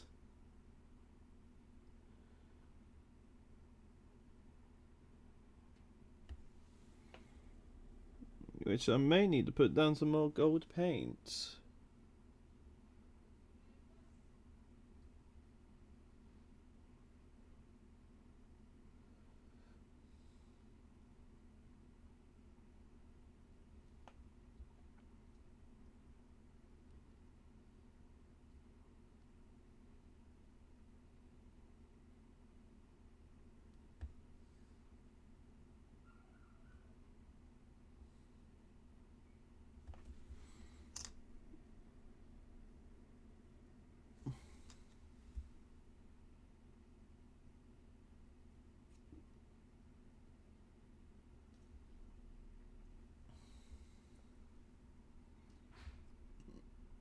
Don't need to go back in and tidy it up. But overall, it's already looking really good.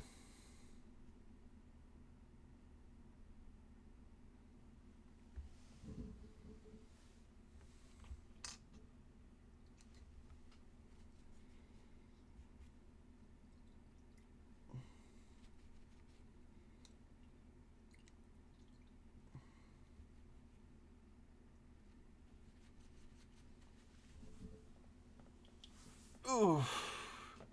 Been leaning forwards a bit too much. You know what? Let's go back into blue and tidy it up slightly.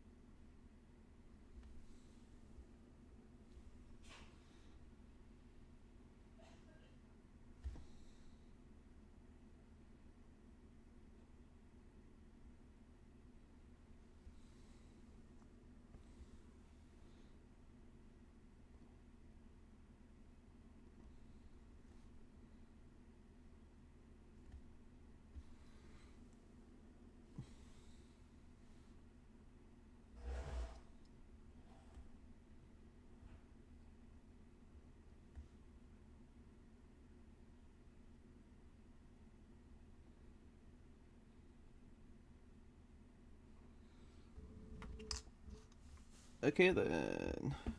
Let's go in and tidy up these guys as well.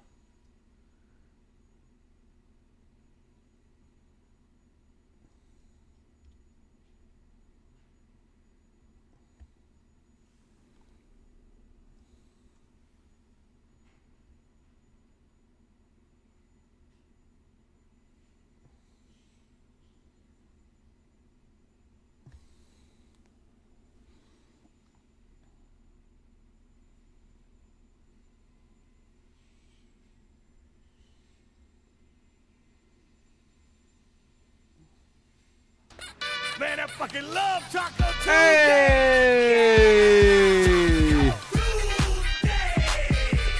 Taco Tuesday. Thank you for the drink, demon.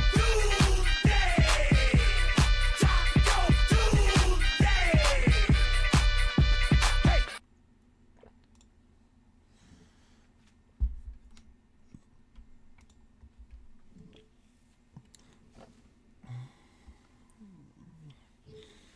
Thank you for the warning system as well.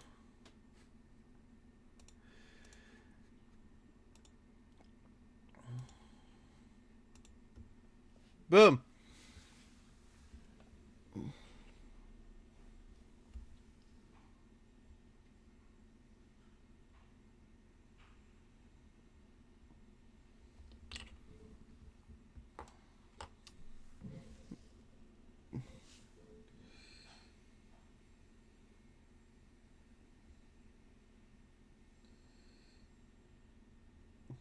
Yes, so this one was the worst one.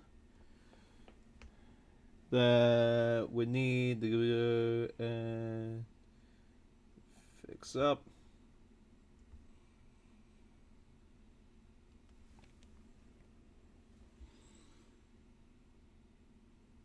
Yeah. It was at this point where it's like I started rushing, so it's like, huh, I need to go back over this.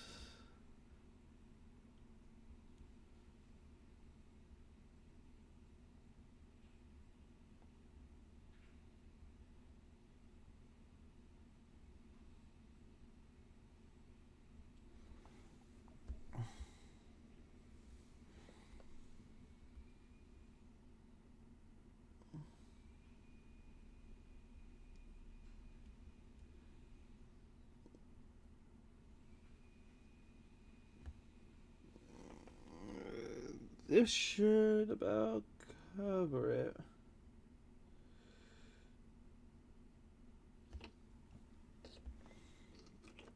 Now then, let's do the rest.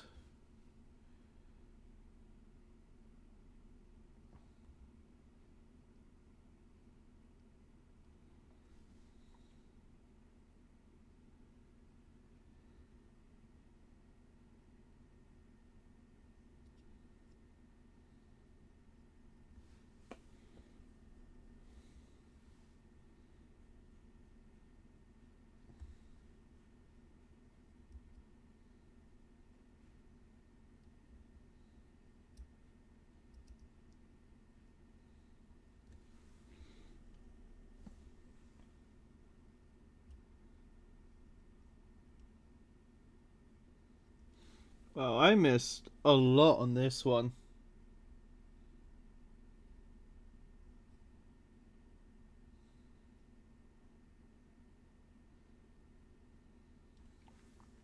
And I thought the last one I did was terrible.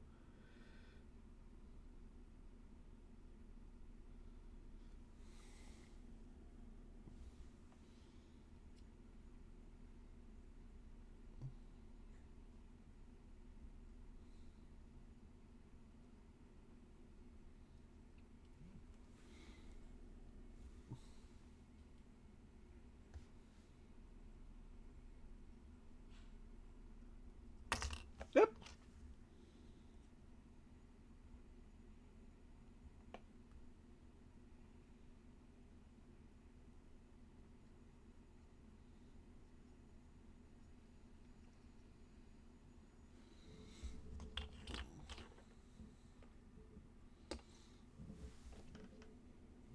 Missed out the hand.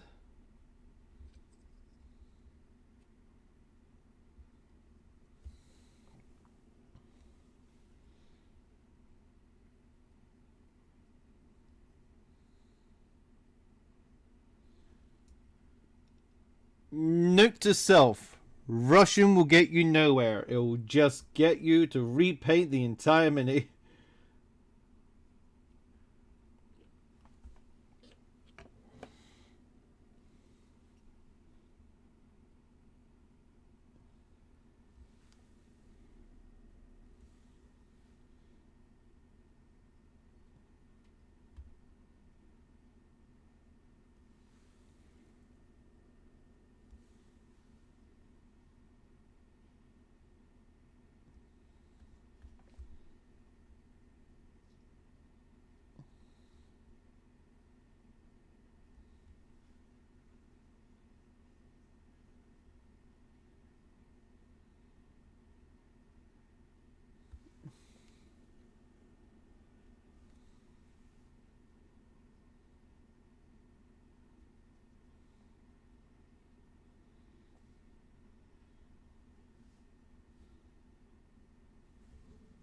There we go.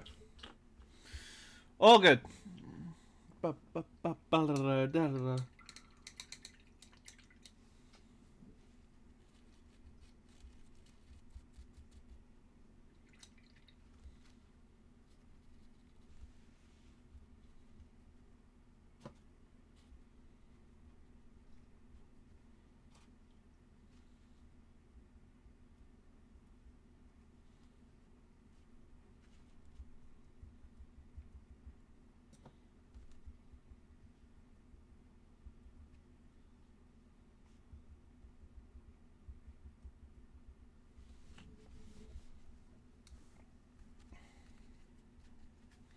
Okay.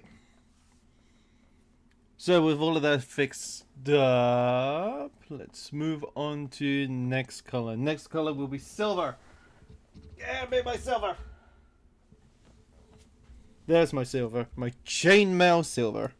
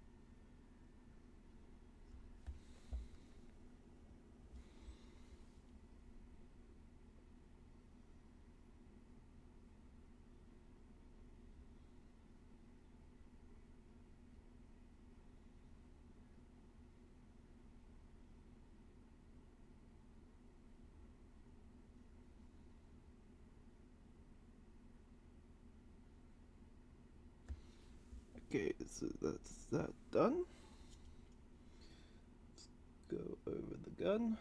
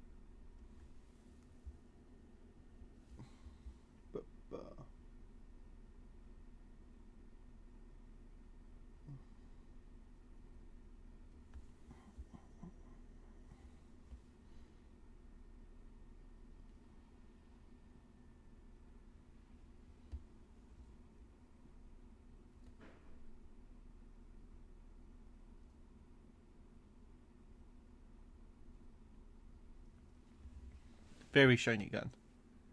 Very shiny gun. Unwelcome guest.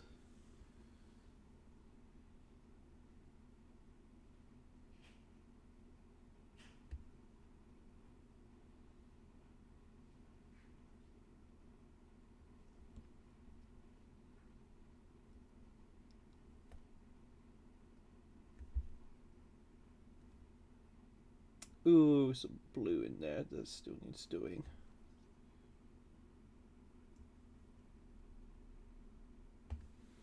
Oh well. I'll get back to it eventually.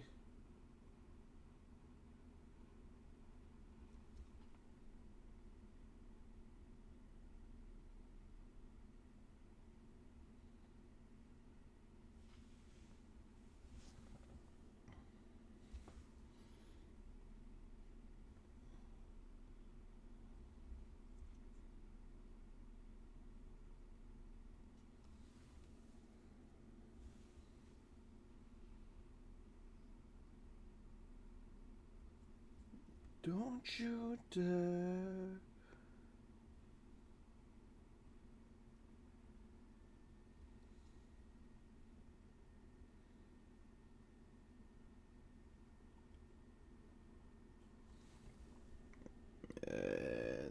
antenna here.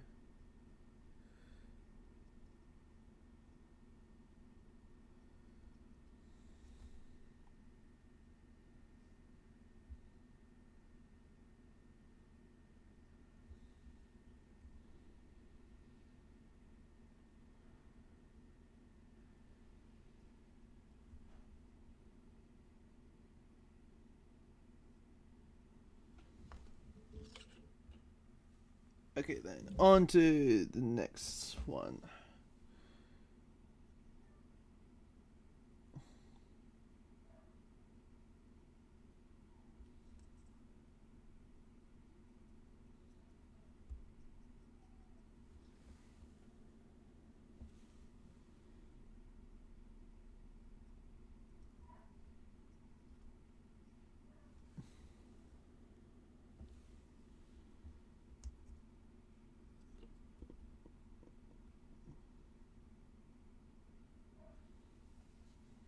That fan around, go down.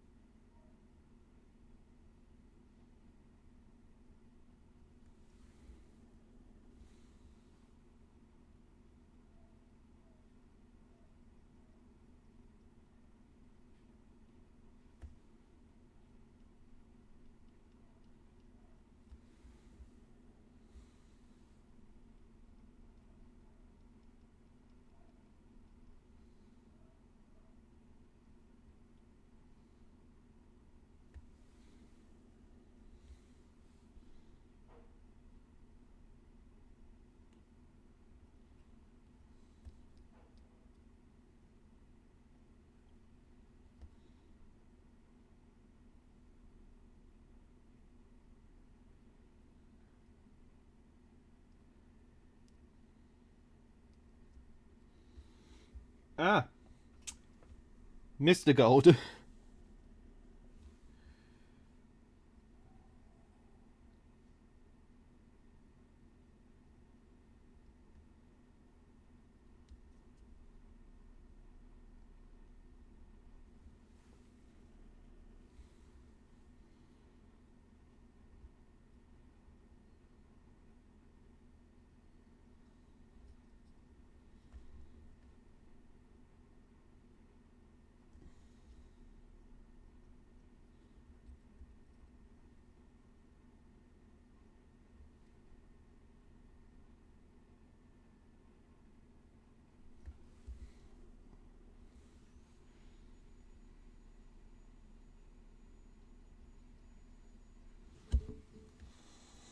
Hey,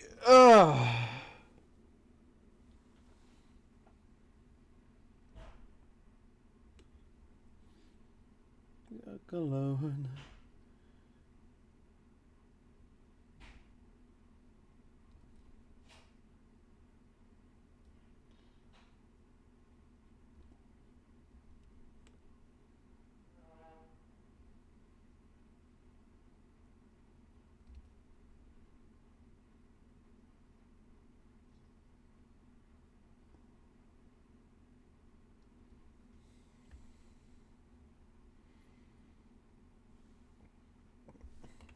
May have to go back and do that gold.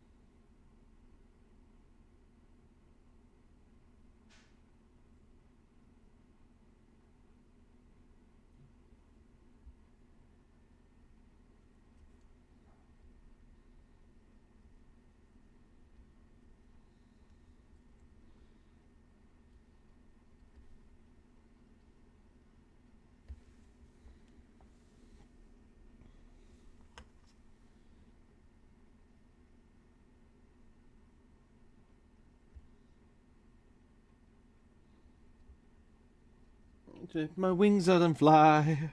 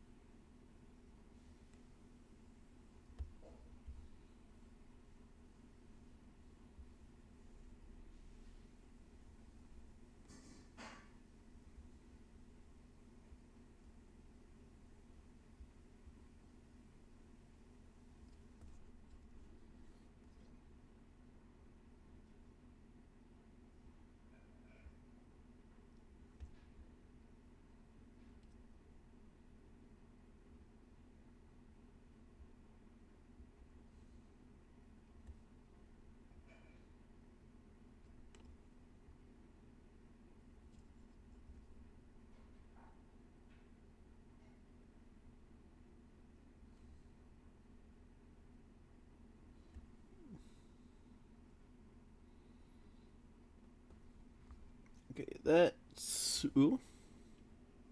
Can't forget the pistol.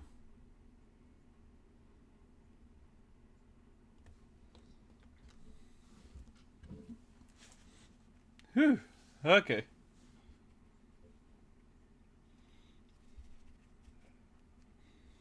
My headphones were about to fall off my head because of how much I was leaning forward. Ah, God, no!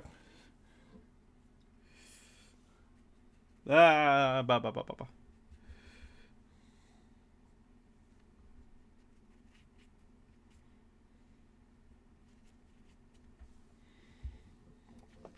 Need more silver.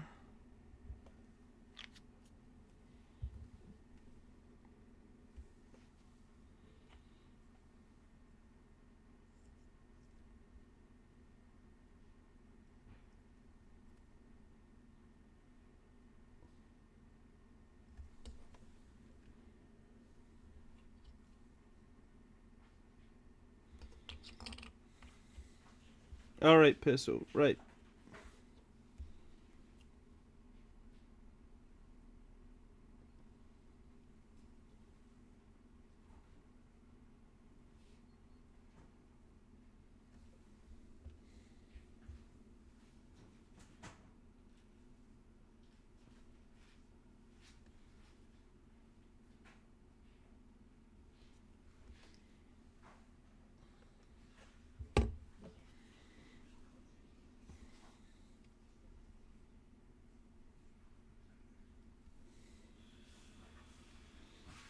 Ba ba ba ba ba ba ba.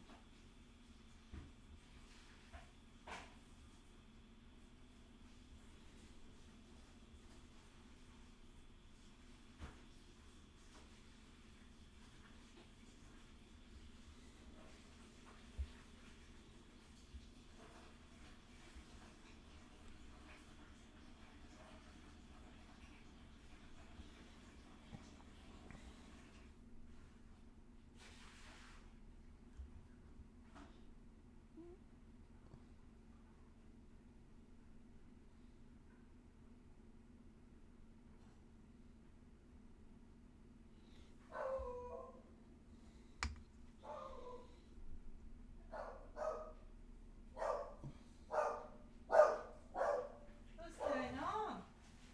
Wow, dog's barking a lot. I told her to stop window watching. Just gonna set her off. And look at that, she goes and sets herself off.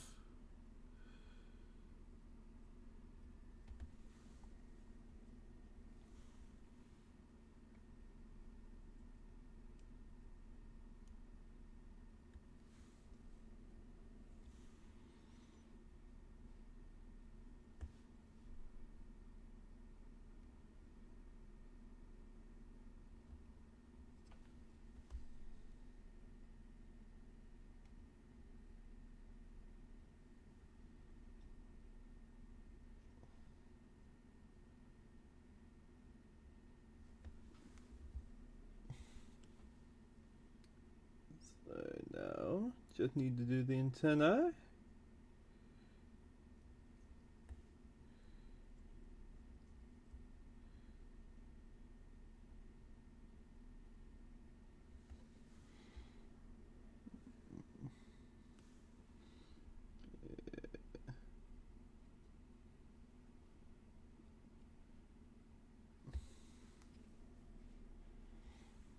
All right.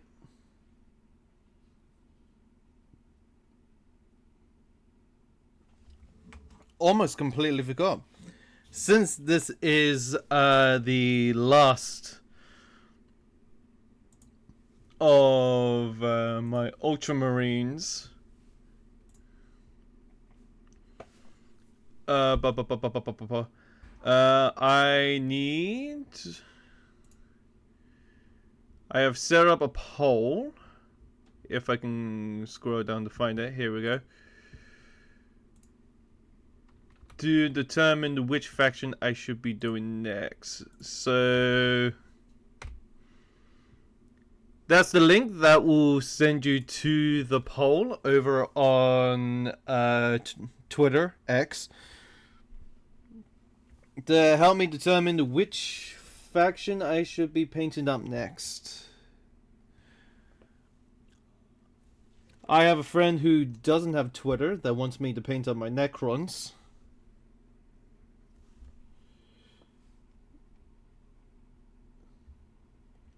So at the moment, that's in the winning position at the moment.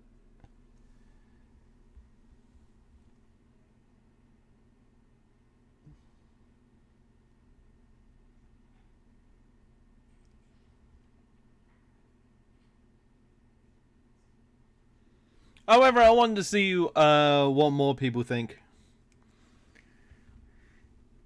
You guys can determine what I'm painting next.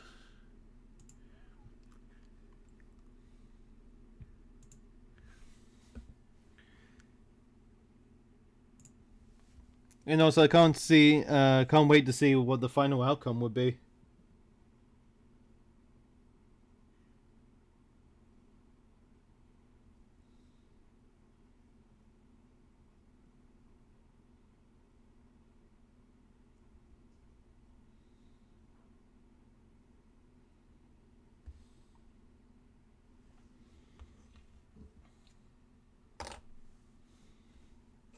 Alright then, that's all of the silver in the units done. Let's go in and do the silver for this.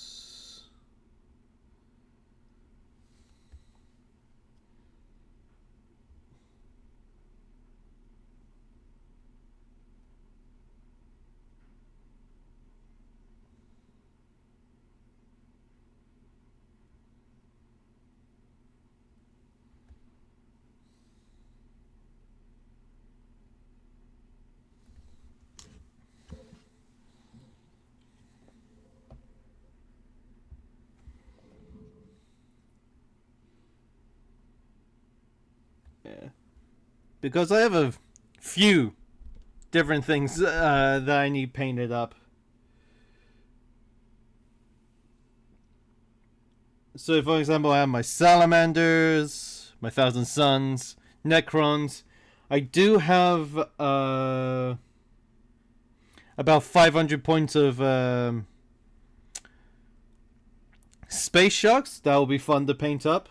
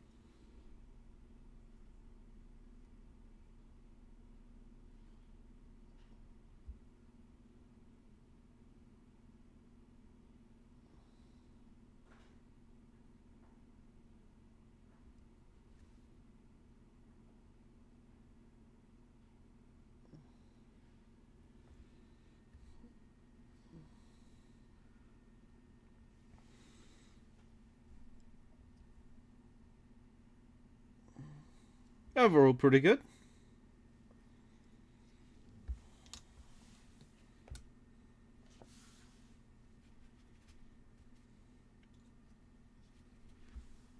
Let's have a look at this poll.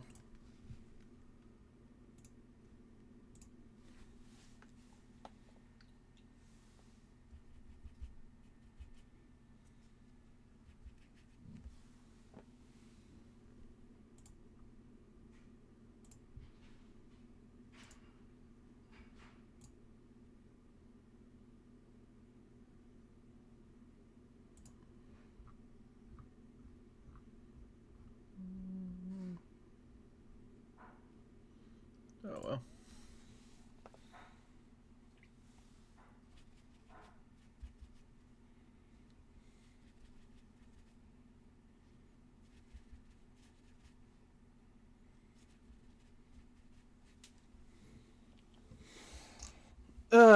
Okay.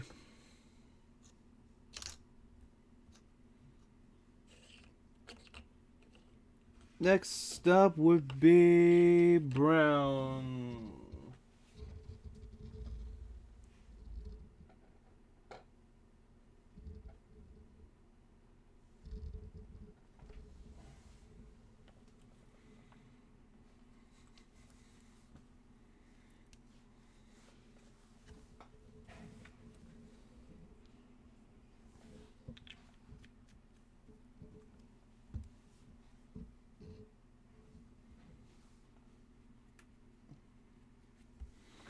Okay then, let's...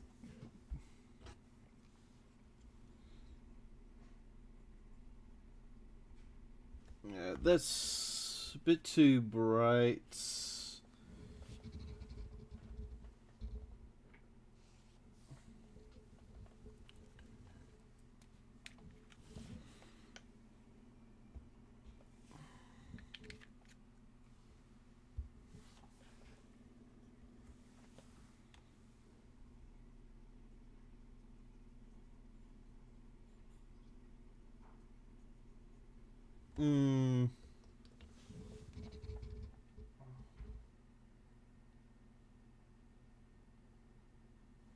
That's probably the best I've got.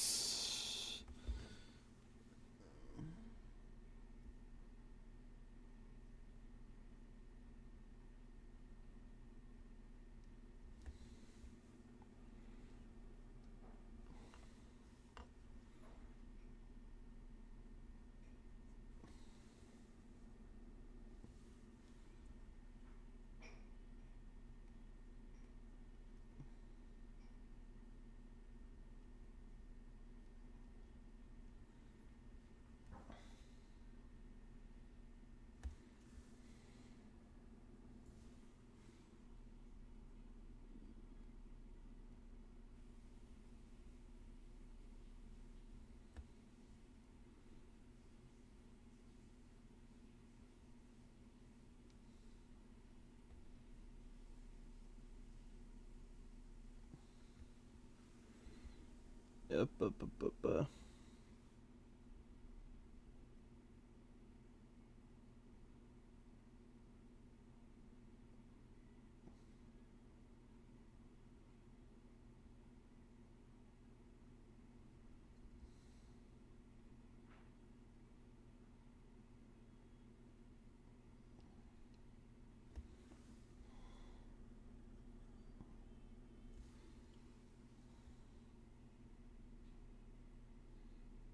Okay, so this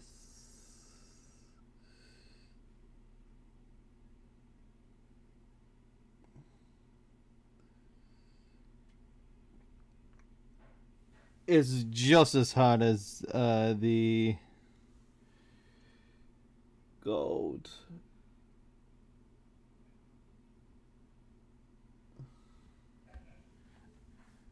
Yeah.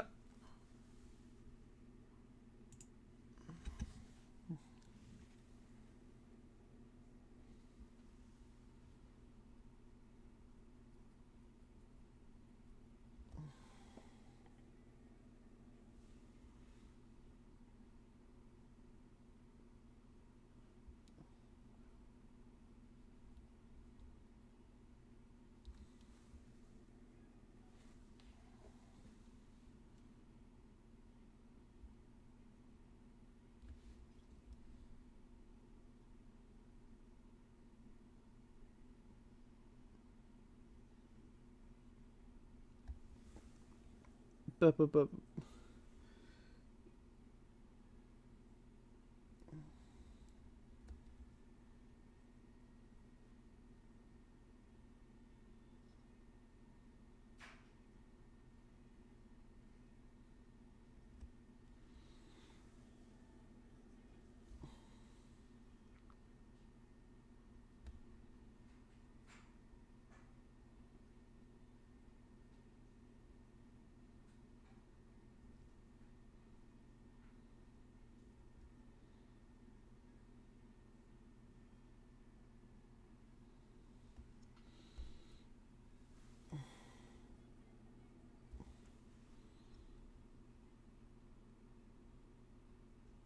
That's going to make sure that we go in.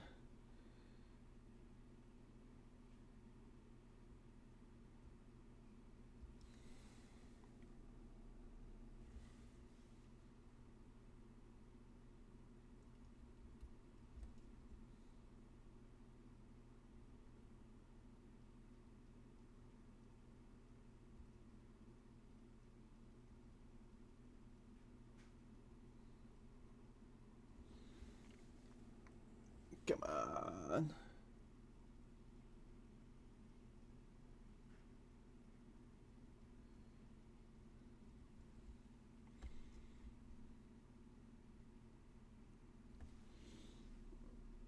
Oh, this part is difficult.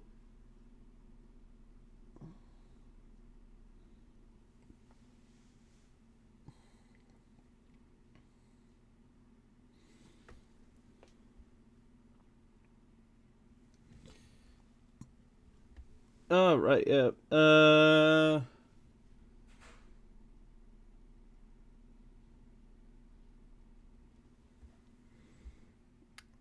That would do that. Alright then, on to this one.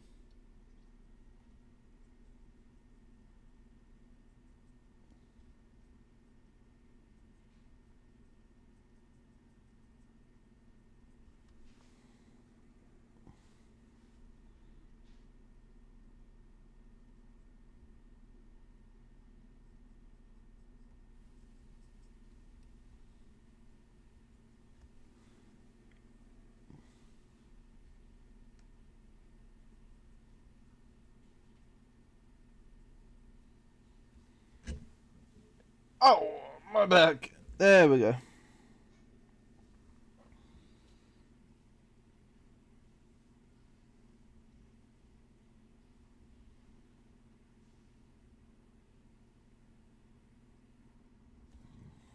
Itchy eye. Itchy, itchy, itchy eye.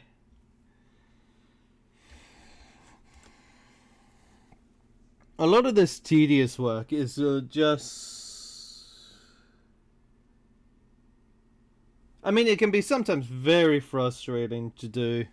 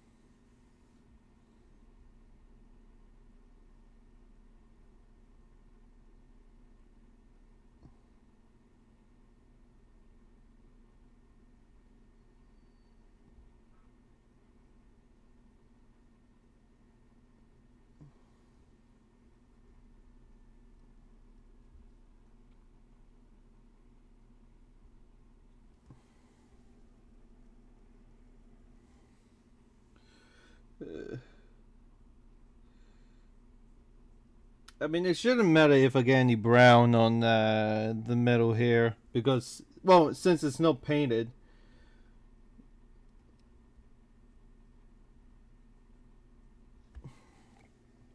I mean, kind of a good thing that I didn't paint it gold yet.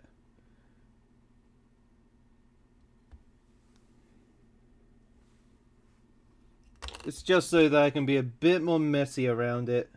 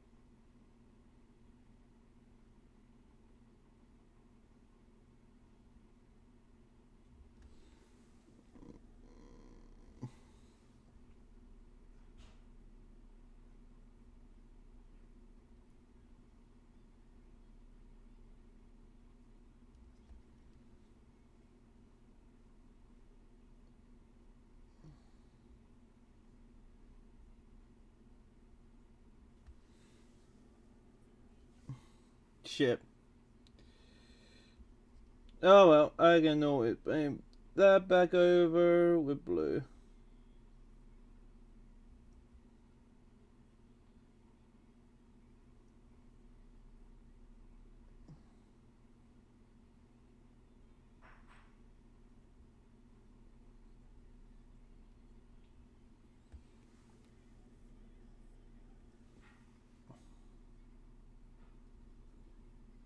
Don't forget to get the class.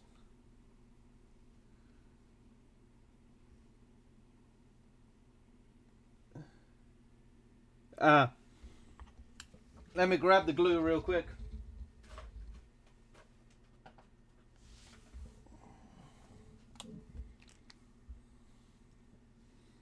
Just have a look at that.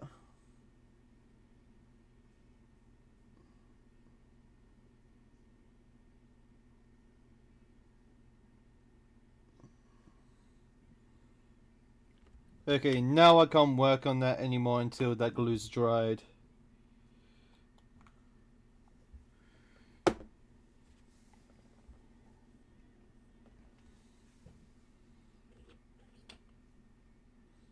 It's a good thing I finished off all of the brown on it.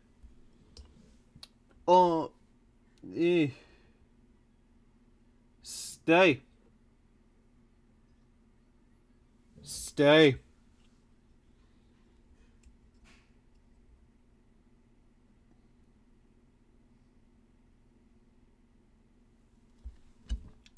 Hish.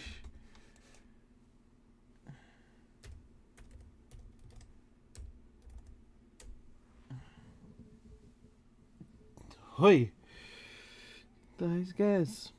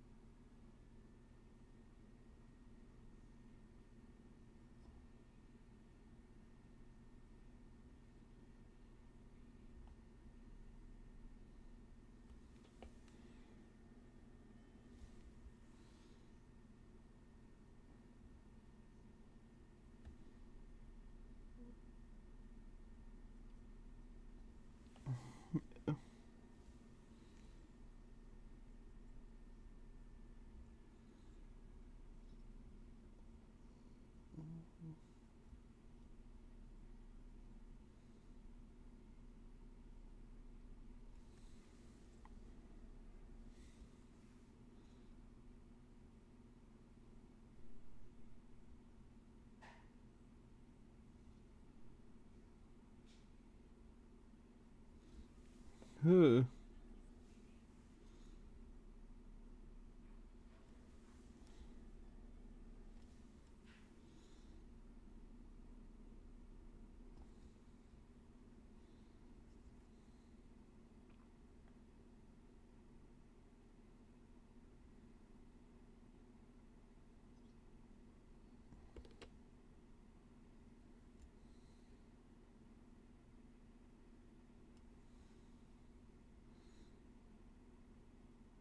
Going in with the bats.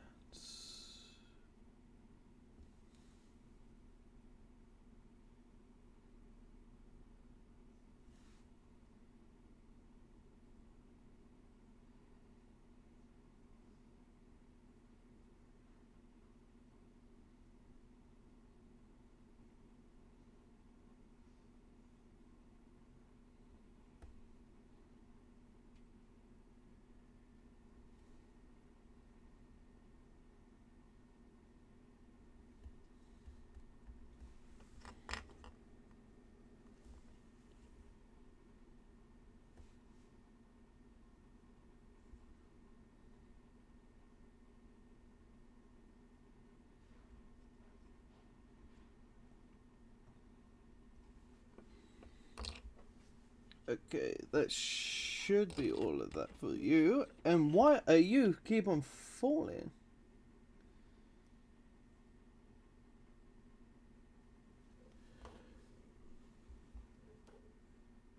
Okay, I have to lay you down, otherwise you're not going to stick properly.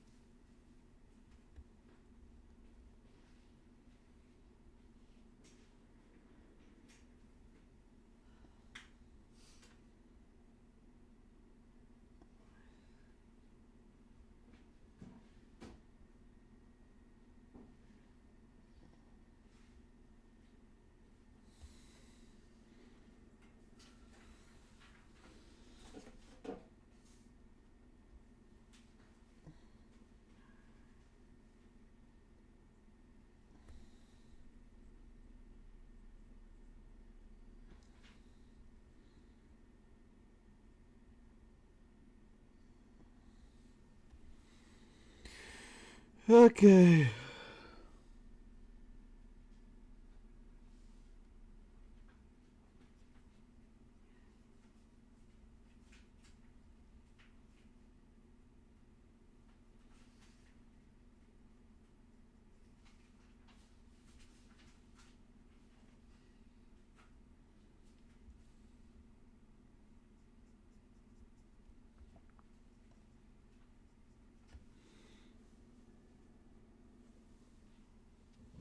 Hear their cries of demons are cast them away.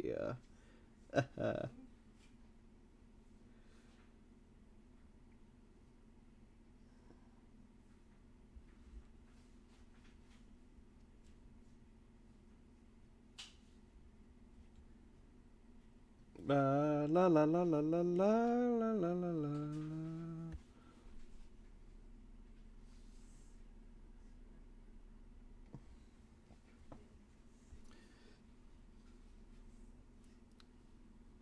We'll have to do bits. fixing up when it comes to this one. Well, apart from that, should be good.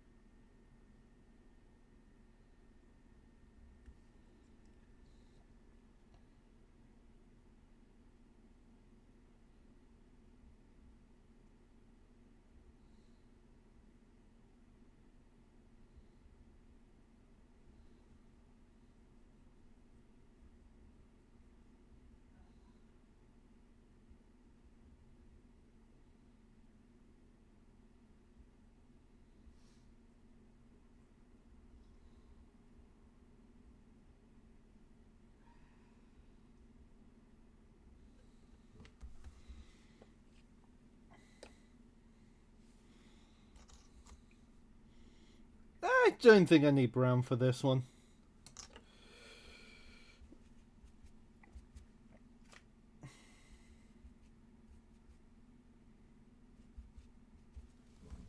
Black, on the other hand.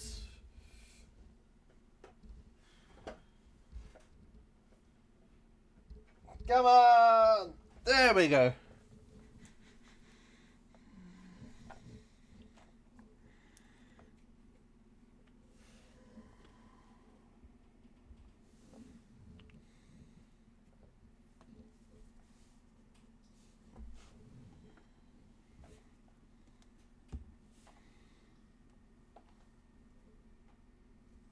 Okay, that's gone a bit more sturdy.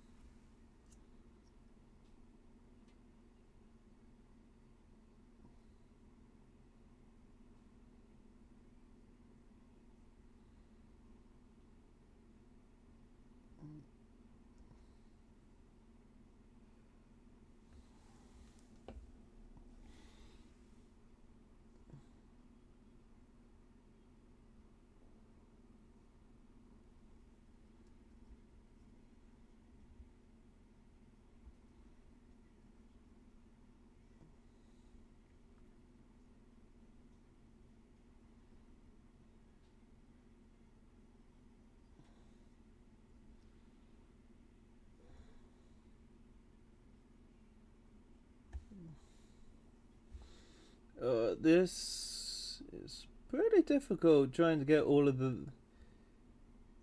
the way in there. Especially with the brush I have.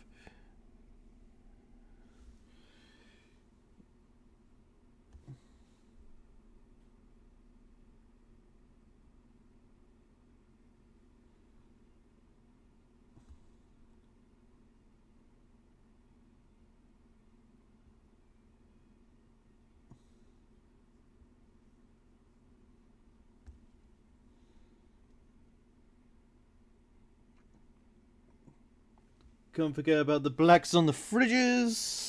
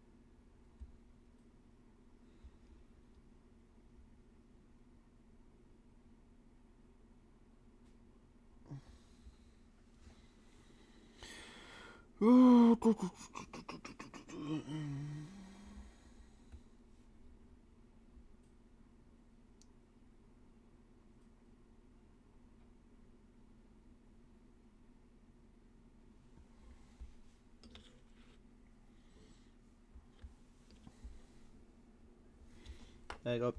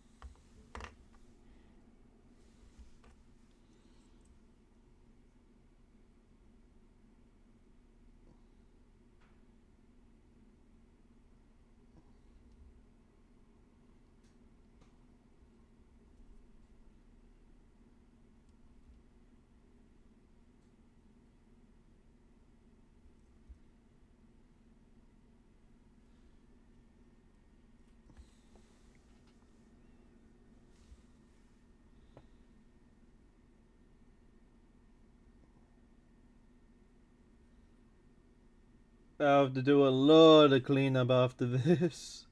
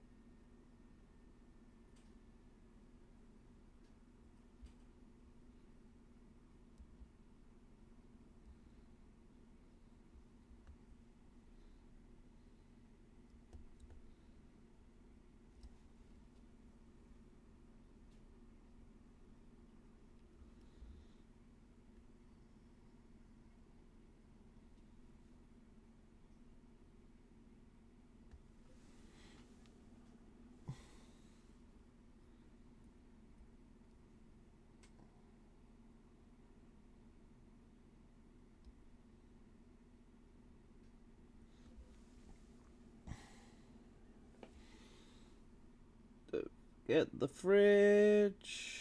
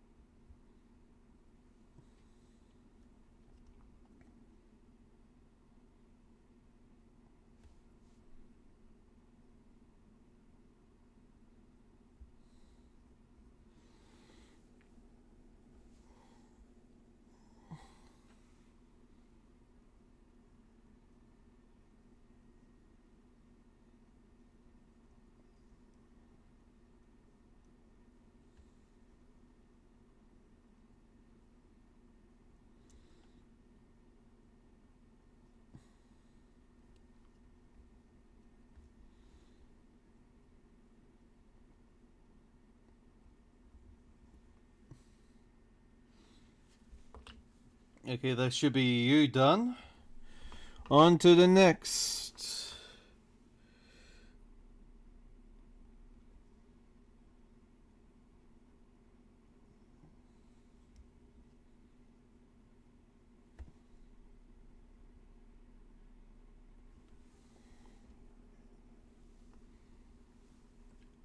Whew.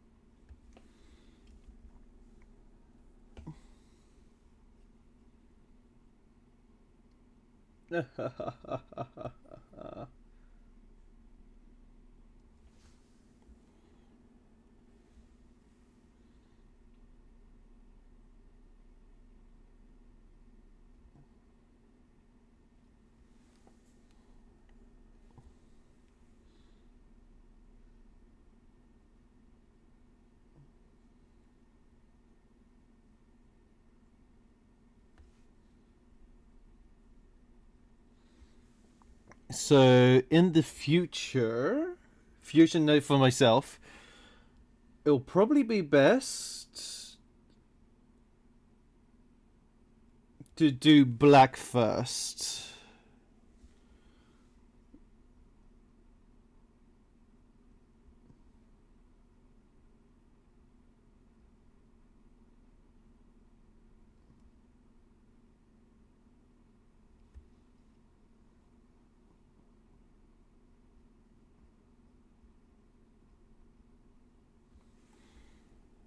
It'll be easier when it comes to cleanup if I do it that way.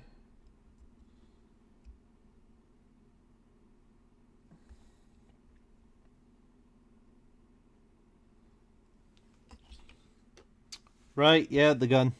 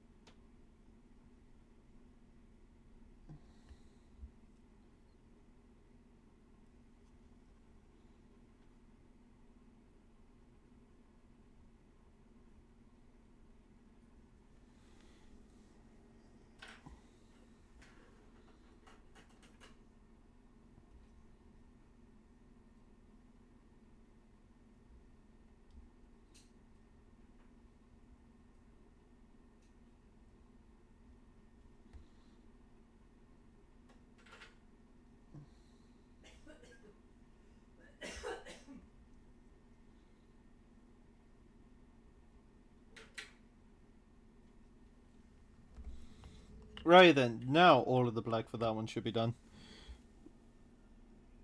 We move on to this one.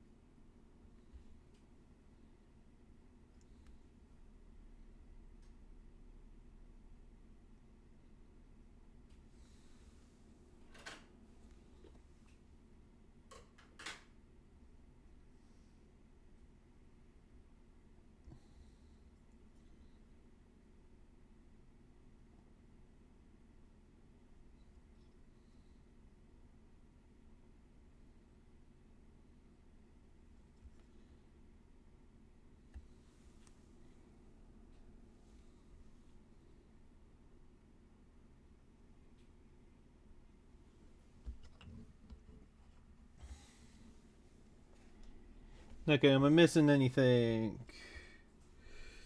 Yes, I am.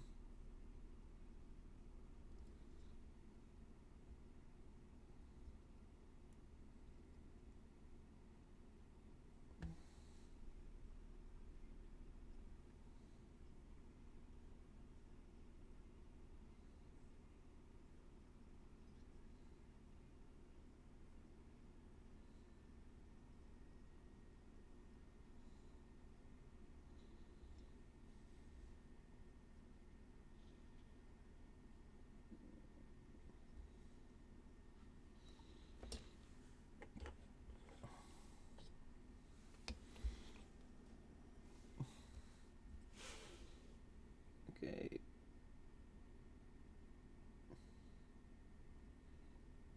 Final one before heading on to the boombox.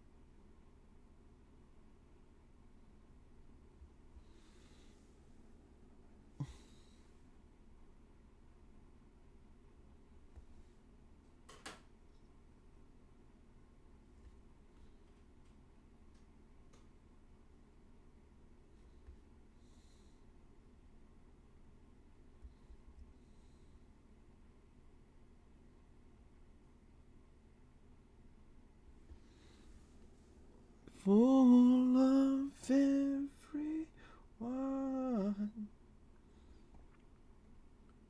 Well, dreams are just fun. You have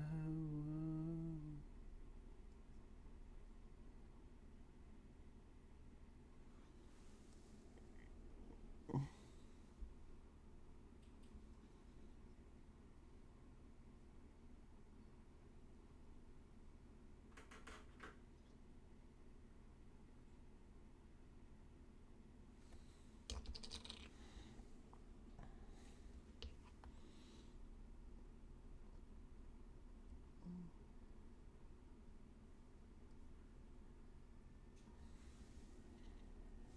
Yep.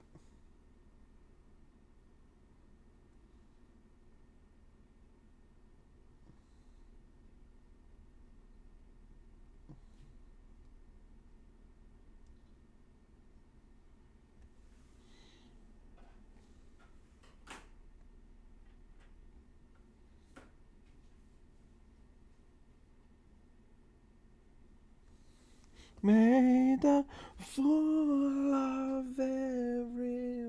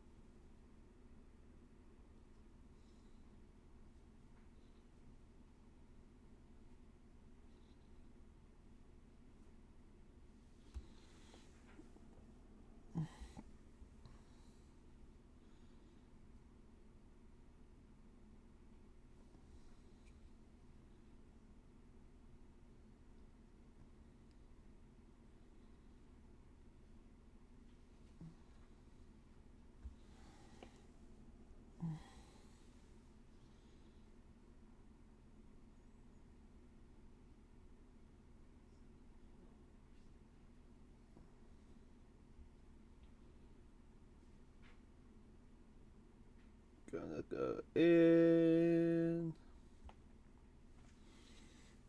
Alright then. Now the black for this.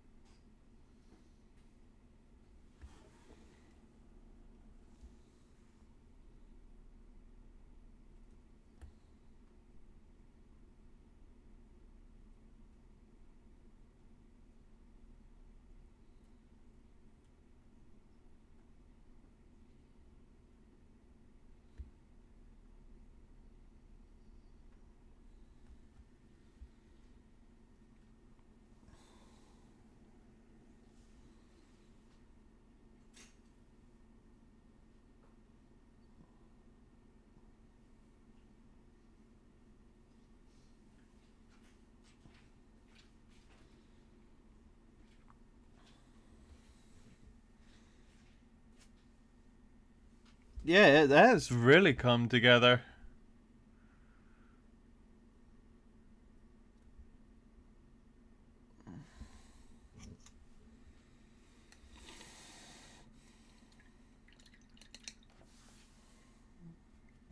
Though I think that's where I'm gonna end it for today.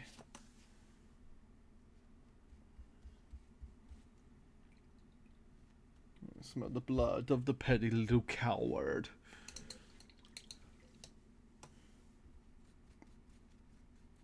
Right then. Who to raid?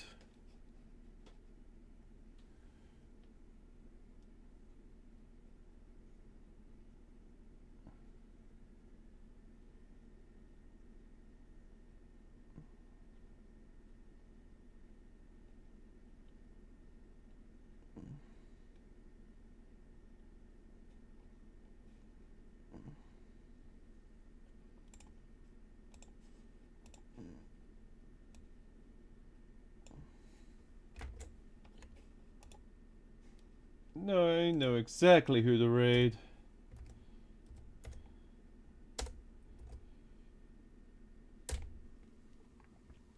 Alright then, we're raiding Rottweiler minis. Ooh. Hopefully, by the next time, next week, when I stream more of this stuff, we will be. I would have tidied all of this up. Maybe add a few more things so I can go straight into cell shading.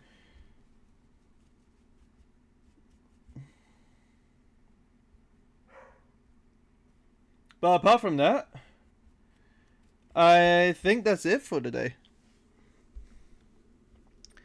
Thank you to new follow. Thank you for the follow of Steve099. Thank you very much for that. Thank you, Taylor Scott, for coming by and also sharing with us your minis. Yeah. I'll hope to see you all next week.